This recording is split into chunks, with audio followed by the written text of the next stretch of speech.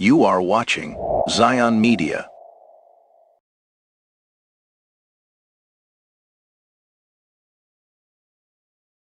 ഭാഗത്തിലേക്ക് നമ്മുടെ ശ്രദ്ധയെ ഇന്ന് രാത്രിയിൽ ഒന്ന് തിരിക്കാം. അപ്പോസ്തലനായ പൗലോസ് കൊരിന്ത്യർക്ക് എഴുതിയ 1-ാം ലേഖനം അതിൻ്റെ 1-ാം അധ്യായം 18 മുതൽ 23 വരെയുള്ള 25 വരെയുള്ള വാക്യങ്ങൾ ഇന്ന് രാത്രിയിൽ നമുക്കൊന്ന് വായിക്കാം. 5-6 വാക്യങ്ങളുണ്ട് എങ്കിലും നമുക്കൊന്ന് വായിക്കാം. നിങ്ങളൊന്ന് ശ്രദ്ധിക്കുക. ക്രൂശിന്റെ വചനം നശിച്ചു പോകുന്നവർക്ക് മോക്ഷത്വവും രക്ഷിക്കപ്പെടുന്ന നമുക്കോ ദൈവശക്തിയും ആകുന്നു. ജ്ഞാനികളുടെ ജ്ഞാനം ഞാൻ നശിപ്പിക്കുകയും ബുദ്ധിമാന്മാരുടെ ബുദ്ധി ദുർബലമാക്കുകയും ചെയ്യും എന്നെഴുതിയിരിക്കുന്നുവല്ലോ. ജ്ഞാനി എവിടെ? ശാസ്ത്രി എവിടെ? ഈ ലോകത്തിൻ്റെ താർക്കികൻ എവിടെ? ലോകത്തിൻ്റെ ജ്ഞാനം ദൈവം മോക്ഷത്തമാക്കിയല്ലോ.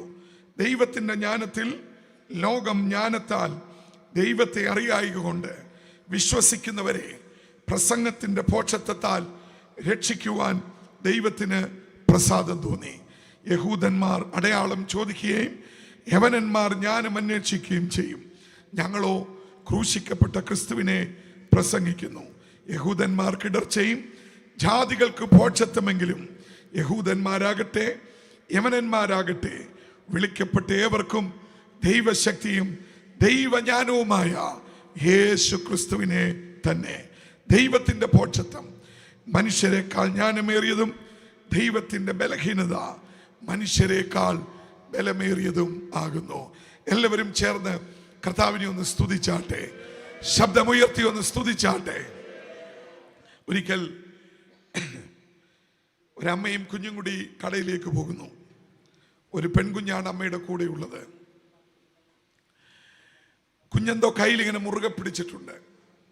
അപ്പോൾ അമ്മ കുഞ്ഞിനോട് ചോദിച്ചു, മോളെ എന്താണ് കയ്യിൽ മുറുകെ പിടിച്ചിരിക്കുന്നത്? കുഞ്ഞ് കൈ ഇങ്ങനെ നിവർത്തി കാണിച്ചു. നിവർത്തി കാണിച്ചപ്പോൾ ആ കൈവെള്ളയിൽ ഉണ്ടായിരുന്നത് ഒരു രൂപ നാണയത്തിൻ്റെ തുട്ടായിരുന്നു. അമ്മ ചോദിച്ചു, മകളെ എന്തിനു വേണ്ടിയാ നീ നാണയത്തുട്ട് മുറുകെ പിടിച്ചിരിക്കുന്നത്? അവൾ പറഞ്ഞു, എനിക്ക് കടയിൽ പോകുമ്പോൾ മുട്ടായി മേടിക്കാൻ വേണ്ടിയാണ്. അമ്മ ഒന്നും പറഞ്ഞില്ല. ന്യായമായ ഒരു കാര്യം. സാധാരണ കുഞ്ഞുങ്ങൾ കടയിൽ പോകുമ്പോൾ അവർക്ക് ഇഷ്ടമുള്ള മുട്ടായിയൊക്കെ മേടിക്കാറുണ്ടല്ലോ. കടയിൽ ചെന്ന് കഴിഞ്ഞു. അമ്മ സാധനങ്ങൾ മേടിക്കാൻ തുടങ്ങി, എടുക്കാൻ തുടങ്ങി. കുഞ്ഞ് കടക്കാരനുമായി മുട്ടായി ഭരണികൾ ഇരിക്കുന്ന സ്ഥലത്തേക്ക് പോയി. കുഞ്ഞൊരു മുട്ടായി ഭരണിയുടെ നേരെ വിരൽ ചൂണ്ടി. കടക്കാരൻ അത് തുറന്നു. കുഞ്ഞ് പറഞ്ഞു, അതെനിക്ക് വേണ്ട. അടുത്തത് തുറക്കാൻ പറഞ്ഞു. തുറന്നപ്പോൾ വേണ്ട. മൂന്നാമത്തേത് തുറക്കാൻ പറഞ്ഞു. തുറന്നെടുത്തപ്പോൾ വേണ്ട. 4-5 ഭരണികൾ ഇങ്ങനെ തുറപ്പിച്ചതല്ലാതെ കുഞ്ഞൊന്നും ഇഷ്ടപ്പെട്ടതായി പറഞ്ഞില്ല, മേടിച്ചില്ല. എന്നാൽ ഇത് ശ്രദ്ധിക്കുന്ന കുഞ്ഞിൻ്റെ അമ്മ കുഞ്ഞിനെ വഴക്ക് പറഞ്ഞു, മോളെ നിനക്കൊരു മുട്ടായി പോരെ, നീ അതങ്ങ് എടുത്താൽ പോരെ, എന്തിനാ ഇത്രയും ഭരണികൾ തുറപ്പിക്കുന്നത്, ഇത്രയും ആവശ്യപ്പെടുന്നത്, ബുദ്ധിമുട്ടിക്കുന്നത്? ഉടനെ ആ കുഞ്ഞു കൊടുത്ത മറുപടി, അമ്മേ എൻ്റെ കയ്യിൽ ഒരൊറ്റ രൂപ നാണയം മാത്രമേ ഉള്ളൂ, ഒരൊറ്റ രൂപ. ഞാൻ അത് കൊടുത്തൊരു മുട്ടായി മേടിക്കുന്നുവെങ്കിൽ അതെനിക്ക് ഏറ്റവും ഇഷ്ടപ്പെട്ടതായിരിക്കും. എനിക്കിഷ്ടപ്പെടാത്തത് ഞാൻ മേടിക്കുകയില്ല. ആ കുഞ്ഞു പറഞ്ഞ വാചകം, ഒരേ ഒരു രൂപ, അതെനിക്ക് പാഴാക്കി കളയാൻ പറ്റത്തില്ല. കുഞ്ഞിനെ സംബന്ധിച്ചിടത്തോളം ആ 1 രൂപ നാണയവും അത് മുഖാന്തരം കിട്ടുന്ന മുട്ടായിയും ഏറ്റവും വിലപ്പെട്ടതായിരുന്നു. അതുകൊണ്ട് പാഴാക്കി ഏതെങ്കിലും ഒരു മുട്ടായി എടുത്തുകൊണ്ട് പോകാൻ അവൾ തയ്യാറല്ലായിരുന്നു. അവൾ ഇഷ്ടമുള്ളതിന് വേണ്ടി അവൾ പരിധിവൾ ആയിരുന്നു. ഇന്ന് നമ്മൾ ഈ രാത്രിയിൽ ഈ സുവിശേഷ മഹായോഗത്തിൽ സംബന്ധിക്കുമ്പോൾ ആ കുഞ്ഞു പറഞ്ഞൊരു വാചകം നമ്മുടെ എല്ലാവരുടെയും ഉള്ളിൽ ഒരു ചിന്തയായി തീരണം. കുഞ്ഞു പറഞ്ഞത് എന്താ? ഒരേ ഒരു രൂപ, അത് വെച്ച് എനിക്ക് തോന്നുന്നത് മേടിക്കാൻ പറ്റത്തില്ല. മേടിക്കുകയാണെങ്കിൽ എനിക്കിഷ്ടമുള്ളതായിരിക്കണം. അതിന്ന് രാത്രിയിൽ ദൈവത്തിൻ്റെ പരിശുദ്ധാത്മാവ് നമ്മളോട് തിരിഞ്ഞു പറയുന്നു. ഒരേ ഒരു ജീവിതം, ഒരൊറ്റ ജീവിതം സ്വർഗം നമുക്ക് ദാനമായി നൽകിയിരിക്കുക. ആ ഒറ്റ ജീവിതം ആരുടെയെങ്കിലും ഇഷ്ടത്തിൽ ജീവിച്ച് തീർക്കാനോ അല്ല, നമ്മുടെ ഇഷ്ടത്തിൽ ജീവിച്ച് തീർക്കാനോ ഉള്ളതല്ല. ആ ഒരേ ഒരു ജീവിതം നമ്മളെ സൃഷ്ടിച്ച ദൈവത്തിൻ്റെ ഇഷ്ടത്തിനായി സമർപ്പിക്കുന്നത് പോലെ ധന്യമായ ഒരു ജീവിതം ഈ ഭൂമിയിൽ വേറെ ഇല്ലവേ ഇല്ല. അങ്ങനെ ഭാഗ്യം ലഭിച്ചവരൊക്കെ കർത്താവിനെ ഒന്ന് സ്തുതിച്ചാട്ടെ, ശബ്ദമുയർത്തി ഒന്ന് സ്തുതിച്ചാട്ടെ. ഇന്ന് മനുഷ്യൻ അവനവനെ തന്നെ മറന്ന് ജീവിക്കുക. ഞാൻ പറയാതെ നിങ്ങൾക്ക് എല്ലാവർക്കും അറിയാം. ഇന്നത്തെ യുവതലമുറയുടെ ഒരു സ്ലോഗൻ, ഒരു സാധാരണ വാചകം ഇങ്ങനെയാണ്: തിന്നുക, കുടിക്കുക, ആനന്ദിക്കുക, നാളെ നമ്മൾ ചാകുമല്ലോ. അതിനുവേണ്ടി എന്തിനും തയ്യാറുള്ള ഒരു യുവതലമുറ ഇന്ന് നമ്മുടെ തെരുവുകൾ അടക്കി വാഴുകയാണ്. അതുമൂലം എന്ത് സംഭവിക്കുന്നു? കൊള്ളകൾ വർദ്ധിക്കുന്നു, കൊലപാതകങ്ങൾ വർദ്ധിക്കുന്നു, ആക്രമണങ്ങൾ വർദ്ധിക്കുന്നു, പിടിച്ചുപറികൾ വർദ്ധിക്കുന്നു, കവർച്ചകൾ വർദ്ധിക്കുന്നു. ഇന്നത്തെ യുവതലമുറയെ കൊണ്ട് സമൂഹം ഇന്ന് പൊറുതിമുട്ടിയിരിക്കുകയാണ്. പാപം ഇന്നത്തെ യുവതലമുറയുടെ ഒരു ഹരമായി മാറിയിരിക്കുന്നു. പാപത്തിൽ രസിക്കുന്നു, പാപത്തിൽ രമിക്കുന്നു, ജീവിതം തകർത്ത് കളയുന്നു. അത് ഇന്നത്തെ യുവതലമുറയുടെ ഒരു ഹരമായി മാറിയിരിക്കുന്നു. അതല്ലേ ഇന്നത്തെ ഏറ്റവും വലിയ പ്രതിസന്ധി. കഴിഞ്ഞ ദിവസം ഞാൻ പല വേദികളിൽ അതിനുശേഷം പറഞ്ഞു കഴിഞ്ഞു. ഞാൻ മലയാള മനോരമ പത്രത്തിൻ്റെ മുന്നിലിരുന്ന് കഴിഞ്ഞ വെള്ളിയാഴ്ച അക്ഷരാർത്ഥത്തിൽ കരയുവാൻ ഇടയായി തീർന്നു. ഞാൻ കരയുവാനുള്ള കാരണം, ഞാൻ ആ പത്രം ഇങ്ങനെ ഓടിച്ചു നോക്കിയപ്പോൾ എൻ്റെ മനസ്സിനെ ഉടക്കിയ ഒരു സംഭവം ഞാൻ കണ്ടു. നിങ്ങളും അത് കണ്ടിട്ടുണ്ട്. ഒരുപക്ഷെ നിങ്ങളിൽ പലരും അതിൻ്റെ മുന്നിൽ കണ്ണുനീർ തുള്ളികൾ പൊടിച്ചു കാണും. കണ്ട കാഴ്ച ഇങ്ങനെയാ പ്രിയമുള്ളവരെ: 18 17 അല്ലെങ്കിൽ 20 താഴെ വയസ്സ് പ്രായമുള്ളൊരു ബാലൻ, അവനൊരു സാധാരണ കുടുംബത്തിൽ നിന്ന് വന്നു. അവനൊരു പ്രൊഫഷൻ വേണം, ഒരു നേഴ്സിംഗ് പ്രൊഫഷൻ. അത് പഠിക്കുവാൻ വേണ്ടി സുരക്ഷിതത്വമുണ്ടെന്ന് തോന്നിയ ഒരു സർക്കാർ കോളേജിലേക്ക് അവൻ പോയി.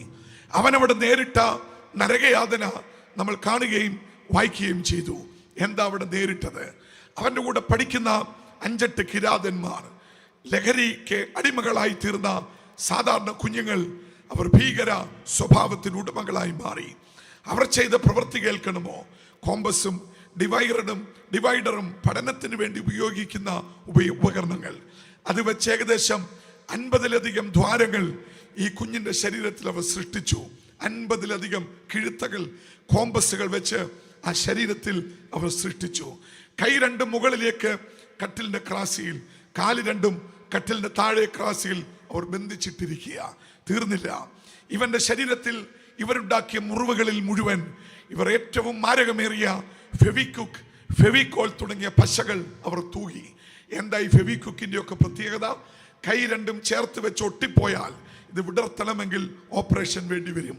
അത്രയ്ക്ക് ശക്തിയുള്ളതാണ് ഈ ഫെവിക്വിക്ക് പോലെയുള്ള മാരക പച്ചകൾ. നമുക്കെല്ലാവർക്കും അതറിയാം. ഇതവന്റെ മുറിവുകളിൽ തൂകി. വേദന കൊണ്ടവൻ പുളഞ്ഞപ്പോൾ വാവിട്ടവൻ അലറി. വൈക്കകത്ത് ടോയ്ലറ്റ് കഴുകാൻ വെച്ചിരുന്ന ലോഷൻ കൊണ്ടുവന്ന് അവർ ഒഴിച്ച് നിറച്ചു. വേദന കൊണ്ട് അവന്റെ കണ്ണ് തള്ളിയപ്പോൾ അവന്റെ കണ്ണിനുള്ളിൽ അവർ ലോഷൻ ഒഴിച്ചു, അവനെ വിഷമിപ്പിച്ചു. അവസാനം ഞാൻ പൊട്ടിക്കരഞ്ഞ ഭാഗം അതിൻ്റെ താഴോട്ട് വരുമ്പോൾ ആ റിപ്പോർട്ട് എഴുതിയിരിക്കുന്ന ഒരു വാചകം: അവന് കൈ അനക്കാൻ വയ്യ, കാലനക്കാൻ വയ്യ, ശരീരം തിരിയാൻ വയ്യ. ഇവന്റെ ചുറ്റും നിന്ന് സംഹാര താണ്ഡവം ആടുന്ന അവന്റെ സീനിയേഴ്സായ സ്റ്റുഡന്റ്. ആഫ്രിക്കയിലെ നരവംശജരുടെ ഇടയിൽ നടന്ന ഒരു സംഭവമല്ല. വിദ്യാഭ്യാസമുള്ള വിദ്യാഭ്യാസം നേടിയ വിദ്യാസമ്പന്നർ തിങ്ങിപ്പാർക്കുന്ന കോട്ടയം എന്ന പട്ടണത്തിനടുത്തുള്ള ഒരു കോളേജിൽ, ഒരു ഹോസ്റ്റലിൽ നടന്ന കിരാത സംഭവമാണ്. ഇവൻ പറയുന്ന വാചകം എന്നെ വേദനിപ്പിച്ചത്. അല്പം കഴിഞ്ഞപ്പോൾ ഇവൻ അലറി പറഞ്ഞു: ഏട്ടാ, ഒന്ന് നിർത്തിക്കൂടെ? ഏട്ടാ, എനിക്ക് സഹിക്കാൻ വയ്യ, വേദന സഹിക്കുന്നില്ല, ഇതൊന്ന് നിർത്തിക്കൂടെ? അത് വായിച്ചു കഴിഞ്ഞപ്പോൾ എൻ്റെ ഹൃദയം പൊട്ടിത്തകർന്നു. ഞാൻ അവിടെ കണ്ണുനീർ പൊഴിച്ചു. എന്തായിരുന്നു ഇവരുടെ ഹരം? ഇവരുടെ ഉള്ളിൽ ഇവർ വലിച്ചു കെട്ടിയ ലഹരികൾ, അതിൻ്റെ ശക്തികൾ ഇവരെ കിരാതന്മാരായി മാറ്റി. ഇവർ വീഡിയോ റെക്കോർഡ് ചെയ്തു. അത് പുറത്തു വന്നാണ് ലോകം ഇത് അറിയുന്നത്. അല്ലെങ്കിൽ പേടിച്ചത് ലോകം അറിയത്തില്ല. എന്തിനാ വീഡിയോ റെക്കോർഡ് ചെയ്തത്? ഫസ്റ്റ് ഇയേഴ്സായി പഠിക്കുന്ന വേറെ കുഞ്ഞുങ്ങളും ആ കോളേജിലുണ്ട്. മയക്കുമരുന്ന് മേടിക്കാൻ വേണ്ടി പണം ചോദിക്കും. ഇവരൊക്കെ സാധാരണ കുഞ്ഞുങ്ങളാണ്. ഇവർക്കൊക്കെ ഫീസ് കൊടുക്കാനും മെസ്സിൽ കൊടുക്കാനും പുസ്തകങ്ങൾ മേടിക്കാനും അധ്വാനിക്കുന്ന അപ്പനും അമ്മയും കൊടുക്കുന്ന പണം ഇച്ചിരിയും ഇവരുടെ കയ്യിലുണ്ട്. അല്പം പണം ഇത് കൊടുക്കത്തില്ല. കൊടുക്കാതെ വരുമ്പോൾ ഈ വീഡിയോ അങ്ങ് കാണിക്കും. ഈ വീഡിയോ കണ്ടാൽ ആരാ പേടിക്കാത്തത്? ഹോസ്റ്റലിലും മെസ്സിലും കൊടുക്കുവാൻ വെച്ചിരിക്കുന്ന പണമെടുത്ത് ഇവരുടെ കയ്യിൽ കൊടുക്കും.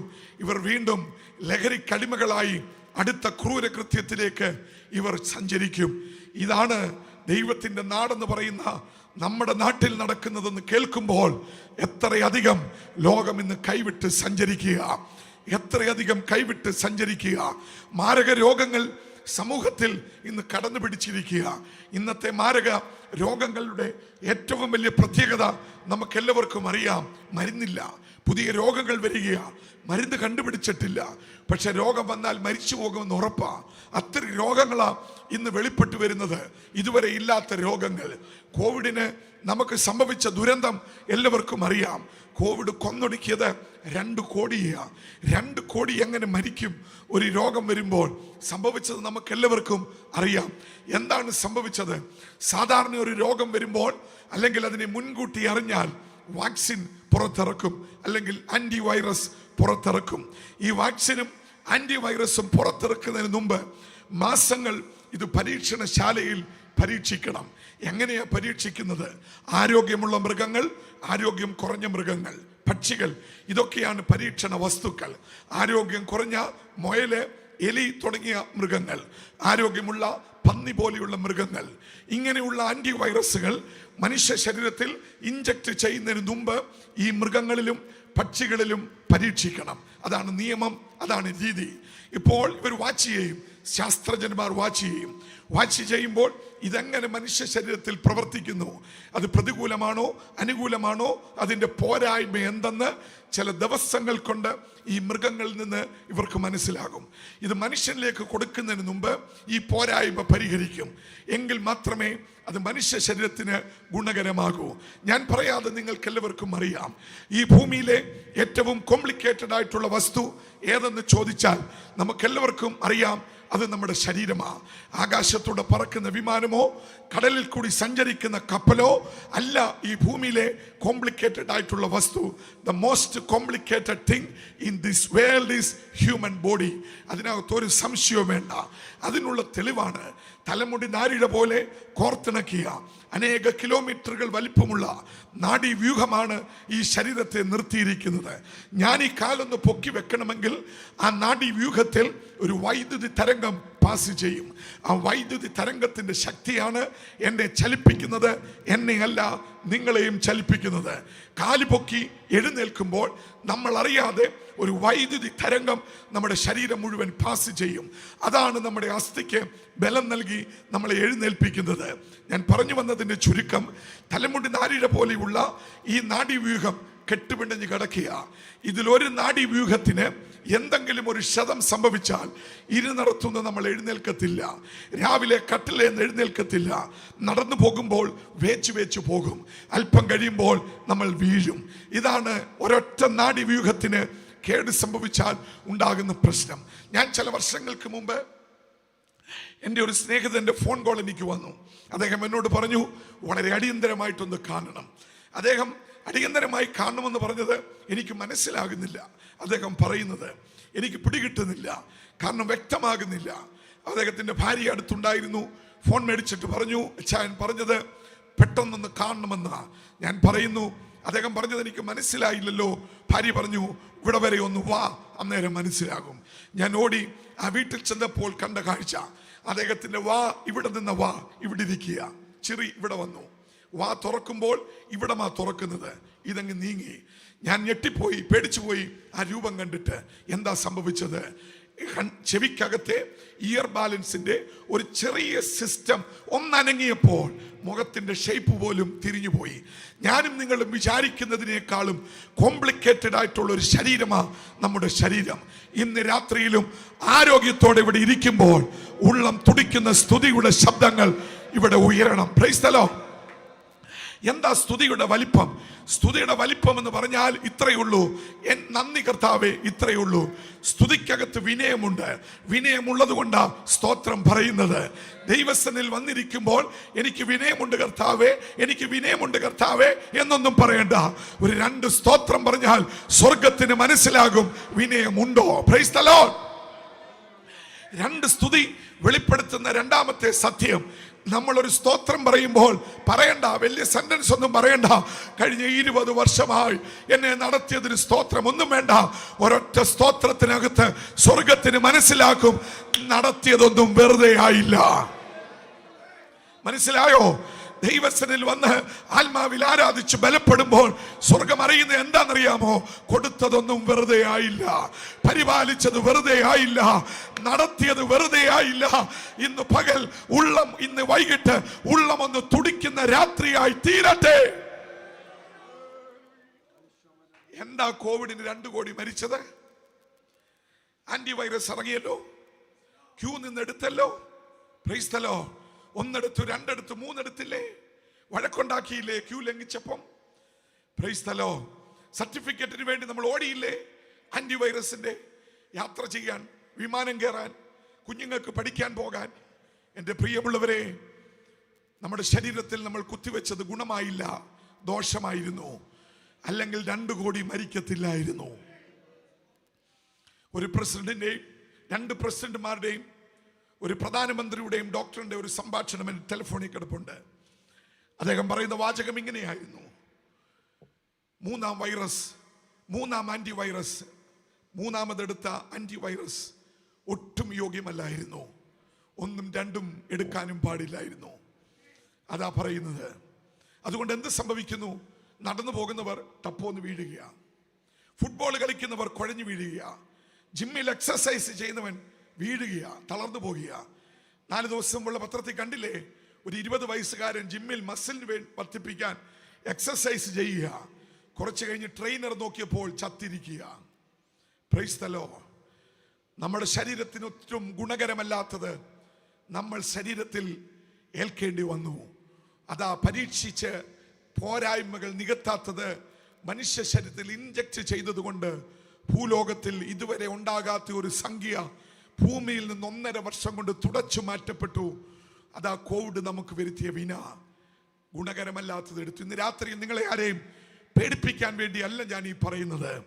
എത്ര വലിയ പ്രതിസന്ധികൾ ഉണ്ടായിട്ടും ഇന്ന് രാത്രിയിലും ബലത്തോടെ നിർത്തുന്ന, കോവിഡിന് ശേഷം ഒരു ജീവിതം നമുക്ക് നൽകിയ, നടത്തിയ കർത്താവിന്റെ വിശ്വസ്തത ഓർത്ത് ഇന്ന് രാത്രിയിലും 2 സ്തോത്രം പറഞ്ഞാൽ ഞാൻ ഒരു കാര്യം വെള്ളപ്പേപ്പറിൽ എഴുതി ഒപ്പിട്ട് തരാം: നാളെയും നടത്താൻ ഈ ദൈവം വിശ്വസ്തൻ, നാളെയും നടത്താൻ നമ്മുടെ കർത്താവ് മതിയായവൻ. അതുകൊണ്ട് ഇന്ന് രാത്രിയിൽ പരാജയപ്പെട്ടവരെ പോലെ ആരും മടങ്ങരുത്, ക്ഷീണിച്ചവരെ പോലെ ആരും മടങ്ങരുത്. ഇന്ന് രാത്രിയിൽ ബലത്തിന്റെ മേൽ ബലം വർദ്ധിക്കട്ടെ, ശക്തിയുടെ മേൽ ശക്തി വർദ്ധിക്കട്ടെ, കൃപയുടെ മേൽ കൃപ വർദ്ധിക്കട്ടെ. ഇന്ന് രാത്രി എല്ലാറ്റിന്റെയും ഉടയവൻ ഇവിടെ എഴുന്നള്ളി വന്നിട്ടുണ്ട്. ആമേൻ, ആമേൻ, ഹല്ലേലൂയ. ഈ ഭൂമിയിലെ ഏറ്റവും വലിയ അറിവ്, ക്രൈസ്തവ അറിവ്, വേദപുസ്തകം നമുക്ക് നൽകുന്ന ഏറ്റവും ശ്രേഷ്ഠമേറിയ അറിവ് ഏതെന്ന് ചോദിച്ചാൽ അറിവ് ഒറ്റ വാചകത്തിൽ ഇത്രയേ ഉള്ളൂ: നാം സ്നേഹിക്കപ്പെടുന്നു എന്നുള്ള അറിവ്. അതിലും വലിയൊരു അറിവ് ഈ ഭൂമിയിൽ ബൈബിൾ നമുക്ക് തരുന്നില്ല. അത് മതി, അതിനകത്തെല്ലാം ഉണ്ട്. നാം സ്നേഹിക്കപ്പെടുന്നു എന്നുള്ള അറിവ്, അതാ ഏറ്റവും വലിയ അറിവ്. ബൈബിളിന്റെ ആകത്തുക ചോദിച്ചാൽ സ്നേഹം എന്നൊരൊറ്റ പദമാണ്. അത് നമുക്കെല്ലാവർക്കും അറിയാം. പ്രിയമുള്ളവരെ, ഈ പദം ഇവിടെ അവതരിപ്പിക്കുവാൻ വേണ്ടി, അല്ലെങ്കിൽ യേശു അത് അവതരിപ്പിക്കുമ്പോൾ യേശു അതിന് പകരം ഉപയോഗിച്ച ഒരു പദമുണ്ട്. ആ പദം നമുക്ക് കാണാതെ അറിയാം. സുബോധം എന്നൊരു പദം യേശു ഉപയോഗിച്ചിട്ടുണ്ട്. ആ പദം യേശു ഉപയോഗിച്ച സ്ഥലവും നമുക്കറിയാം. ധൂർത്തുപുത്രന്റെ കഥ പറയുമ്പോൾ യേശു ഉപയോഗിച്ച ഒരു പദമാണ് സുബോധം എന്നുള്ള പദം. എന്താ യേശു ആ പദം അവിടെ ഉപയോഗിച്ചത്? പന്നികൾക്ക് കൊടുക്കുന്ന ആഹാരം കഴിച്ചുകൊണ്ടിരിക്കുന്ന ഒരു ചെറുപ്പക്കാരൻ, അവൻ എന്താ പന്നികളുടെ ആഹാരം കഴിക്കേണ്ടി വന്നത്? ഉള്ളതെല്ലാം വിറ്റു തൊലച്ചു, അപ്പനെ വെറുപ്പിച്ചു, ദേശത്തെ വെറുപ്പിച്ചു, എല്ലാവർക്കും അനിഷ്ടപുത്രനായി തീർന്നു. അതായിരുന്നു അവന്റെ ജീവിതം. എല്ലാം ഉണ്ടായിരുന്നു, എല്ലാം തൂത്തെറിഞ്ഞ് നശിപ്പിച്ചു കളഞ്ഞ ഒരു ചെറുപ്പക്കാരൻ, വീടിനും നാടിനും അപ്പനും പേരുദോഷം വരുത്തിയ ഒരു ചെറുപ്പക്കാരൻ. അവസാനം പണം തീർന്നപ്പോൾ ഭിക്ഷ യാചിച്ചു. ഭിക്ഷയെ ആൾക്കാർ നിർത്തി. അവസാനം അവന്റെ ആഹാരം, പന്നിക്ക് കൊടുക്കുന്ന ആഹാരം, അവൻ പന്നിക്ക് കൊടുക്കുന്ന ആഹാരം തിന്നപ്പോൾ അതിൻ്റെ ഉടമസ്ഥൻ നോക്കിയപ്പോൾ കൂടുതൽ തിന്നുക, കൂടുതൽ കഴിക്കുക. അദ്ദേഹത്തിന് തോന്നി പന്നിയേക്കാൾ ഇവൻ തിന്നുന്നുണ്ടല്ലോ. അദ്ദേഹം ചിന്തിച്ചു, പന്നിക്ക് കൊടുത്താൽ വിറ്റാൽ പണം കിട്ടും, ഇവനെ കൊണ്ടെന്താ ഗുണം? അവസാനം അദ്ദേഹം ഒരു തീരുമാനമെടുത്തു, പന്നിക്കുള്ളതും നിനക്ക് തരത്തില്ല എന്ന് പറഞ്ഞാൽ പന്നിയേക്കാൾ വെറുക്കപ്പെട്ടവനായി തീർന്ന ഒരു ചെറുപ്പക്കാരൻ, അറയ്ക്കപ്പെട്ടവനും ഒഴിവാക്കപ്പെട്ടവനുമായി തീർന്ന ഒരു ചെറുപ്പക്കാരൻ. അവസാനം പന്നിയുടെ ആഹാരവും നിഷേധിക്കപ്പെട്ടപ്പോൾ അവൻ്റെ ഉള്ളിൽ ഒരു ചിന്ത വന്നു, ഞാനിവിടെ ഇരുന്ന് ചത്തുപോയാൽ ആരെന്നെ സംരക്ഷിക്കും? ആരെങ്കിലും തങ്ങളുടെ കാലുകൊണ്ട് എന്നെ തട്ടി അടുത്ത കുഴിയിലേക്കോ അല്ലെങ്കിൽ താഴ്വരയിലേക്കോ ഇട്ടാൽ അവിടെ കിടന്ന് ഞാൻ പുഴുവരിച്ച് മണ്ണിനോട് അലിഞ്ഞു ചേർന്ന് എൻ്റെ ജീവിതം അവിടെ തീരുമല്ലോ. ഞാൻ എന്തിനങ്ങനെ തീരണം? ഞാൻ അങ്ങനെ തീരാനുള്ളവനാണോ എന്നൊരു ചിന്ത അവൻ്റെ ഉള്ളിൽ വന്ന ബോധത്തിൻ്റെ പേരാ സുബോധം. Praise the Lord. സുബോധം വന്നപ്പോൾ അവൻ ചിന്തിച്ച സ്ഥലം ഏതെന്ന് നമുക്കറിയാം. സുബോധം വന്നപ്പോൾ അവൻ അവൻ്റെ അപ്പൻ്റെ ഭവനത്തെ ഓർത്തു. എന്താ അവൻ്റെ അപ്പൻ്റെ ഭവനത്തിൻ്റെ പ്രത്യേകത?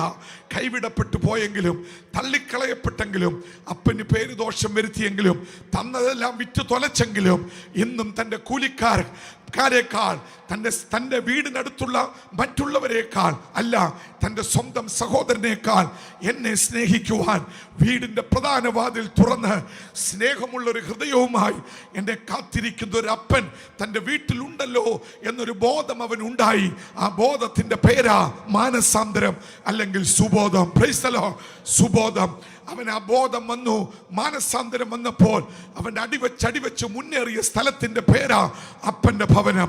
അവൻ വിചാരിച്ചതിനേക്കാൾ ഊഷ്മളമായ ഒരു സ്വീകരണം അവന് കൊടുക്കുവാൻ വീടിന്റെ വാതിൽ അവൻ ഇറങ്ങിപ്പോയ സമയം മുതൽ ആ നിമിഷം വരെ തുറന്നിട്ട് വേണ്ട സജ്ജീകരണങ്ങളെല്ലാം ഒരുക്കി അവന് വേണ്ടി കാത്തിരുന്ന ഒരു അപ്പൻ അവന്റെ വീട്ടിലുണ്ടായിരുന്നു. അപ്പൻ ഇരുകൈയും നീട്ടി അവനെ സ്വീകരിച്ച് ആനയിച്ച് വീടിന്റെ ഉള്ളിലേക്ക് കൊണ്ടുപോയി വീണ്ടും അവനെ തന്റെ മകനായി സ്വീകരിച്ചു. ഇന്ന് രാത്രിയിൽ ഞങ്ങളുടെ ശബ്ദം കേൾക്കുന്ന പ്രിയ സഹോദര, യേശു ക്രിസ്തുവിന് അന്യരായി ആരും ഭൂമിയിൽ ഇല്ല. യേശു ക്രിസ്തുവിനാൽ വെറുക്കപ്പെട്ടവരായി ആരും ഭൂമിയിൽ ഇല്ല. യേശു ക്രിസ്തുവിന് വേണ്ടാത്തവരായി ആരും ഭൂമിയിൽ ഇല്ല.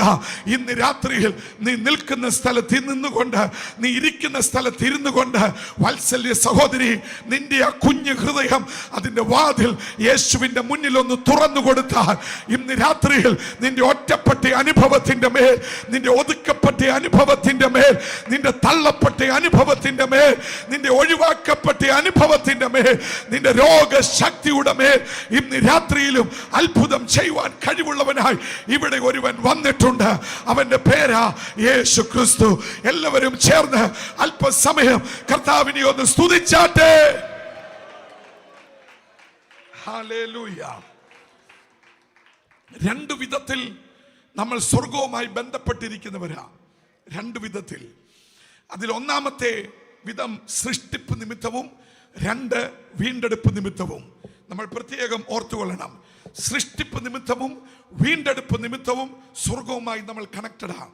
ഒന്നാമത്തേത് സൃഷ്ടിപ്പ്. സൃഷ്ടിപ്പിന്റെ ഏറ്റവും വലിയ പ്രത്യേകത നമ്മൾ അറിയാതെ സംഭവിച്ചതാ.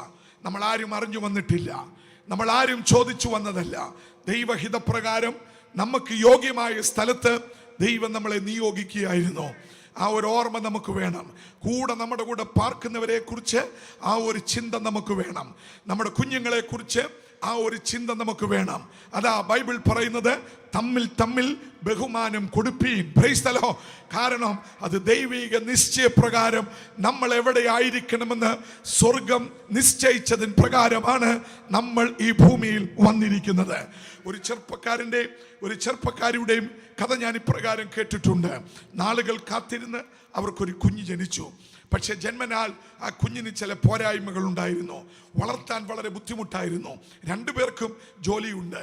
പക്ഷെ ആരെങ്കിലും ഒരാൾ ജോലി ഉപേക്ഷിച്ചേ പറ്റത്തുള്ളൂ കുഞ്ഞിനെ വളർത്തണമെങ്കിൽ. ആര് ഉപേക്ഷിക്കും ജോലി? ഭർത്താവ് ഉപേക്ഷിക്കുമോ? ഭാര്യ ഉപേക്ഷിക്കുമോ? തമ്മിൽ അവർ ചിന്തിച്ചു. അവസാനം രണ്ടുപേരും ലീവ് എടുത്തു. തീരുമാനം എങ്ങും എത്തിയില്ല. അവസാനം അവർ പറഞ്ഞു, നമുക്കൊരു കാര്യം ചെയ്യാം. നമ്മളിങ്ങനെ തർക്കിച്ചും വാദിച്ചും ഒന്നും നിന്നിട്ട് കാര്യമില്ല. നമുക്ക് ഈ കുഞ്ഞിനെ ആരെയും വളർത്താൻ ഏൽപ്പിക്കാം എന്ന് പറഞ്ഞാൽ ഏതെങ്കിലും അനാഥശാലയിലോ കുഞ്ഞുങ്ങളെ പരിചരിക്കുന്ന സ്ഥലത്തോ എവിടെയെങ്കിലും നമുക്ക് ഈ കുഞ്ഞിനെ കൊണ്ട് ഏൽപ്പിക്കാം. അവിടെ ഈ കുഞ്ഞ് വളരട്ടെ എന്നവർ തീരുമാനിച്ചു. അവർ അതിനുവേണ്ടി ഒരു സ്ഥാപനത്തിൽ ചെന്നു. അവർ കുഞ്ഞിനൊരു സീറ്റൊക്കെ ബുക്ക് ചെയ്തു. ചോദിച്ചതിലും കൂടുതൽ പണം കൊടുക്കണം. അവർ അതിന് തയ്യാറായി. രണ്ടുപേരും ജോലി ചെയ്താൽ മതിയല്ലോ. അന്ന് അവർ വീട്ടിൽ മടങ്ങി വന്നു. അന്ന് രാത്രിയിൽ കിടന്നുറങ്ങുമ്പോൾ ആ സഹോദരി ഒരു ദർശനം കണ്ടു. ആ കണ്ട ദർശനം തേജോമയനായ ദൈവത്തിൻ്റെ ദർശനമായിരുന്നു. ആ ദർശനത്തിൽ കൂടി ദൈവം ആ സഹോദരിയോട് ഇപ്രകാരം സംസാരിച്ചു: ഞാൻ ഈ കുഞ്ഞിനെ നിങ്ങൾക്ക് തന്നത് നിങ്ങൾക്കതിനെ വളർത്താൻ കഴിയും എന്നെനിക്ക് തോന്നിയത് കൊണ്ടാണ്. എനിക്ക് തോന്നി ഞാൻ നിങ്ങൾക്ക് തന്നുവെങ്കിൽ നിങ്ങൾക്കതിനുള്ള കഴിവും ഞാൻ തന്നിട്ടുണ്ട്. ഞാൻ നിങ്ങൾക്ക് കഴിവ് തന്ന് ഈ സ്വർഗത്തിൽ നിന്ന് ഇങ്ങനൊരു കുഞ്ഞിനെ നിങ്ങൾക്ക് ദാനമായി തന്നുവെങ്കിൽ അതിന് എവിടെയെങ്കിലും കൊണ്ട് കളയാനുള്ളതല്ല, നിങ്ങൾ തന്നെ വളർത്തണം.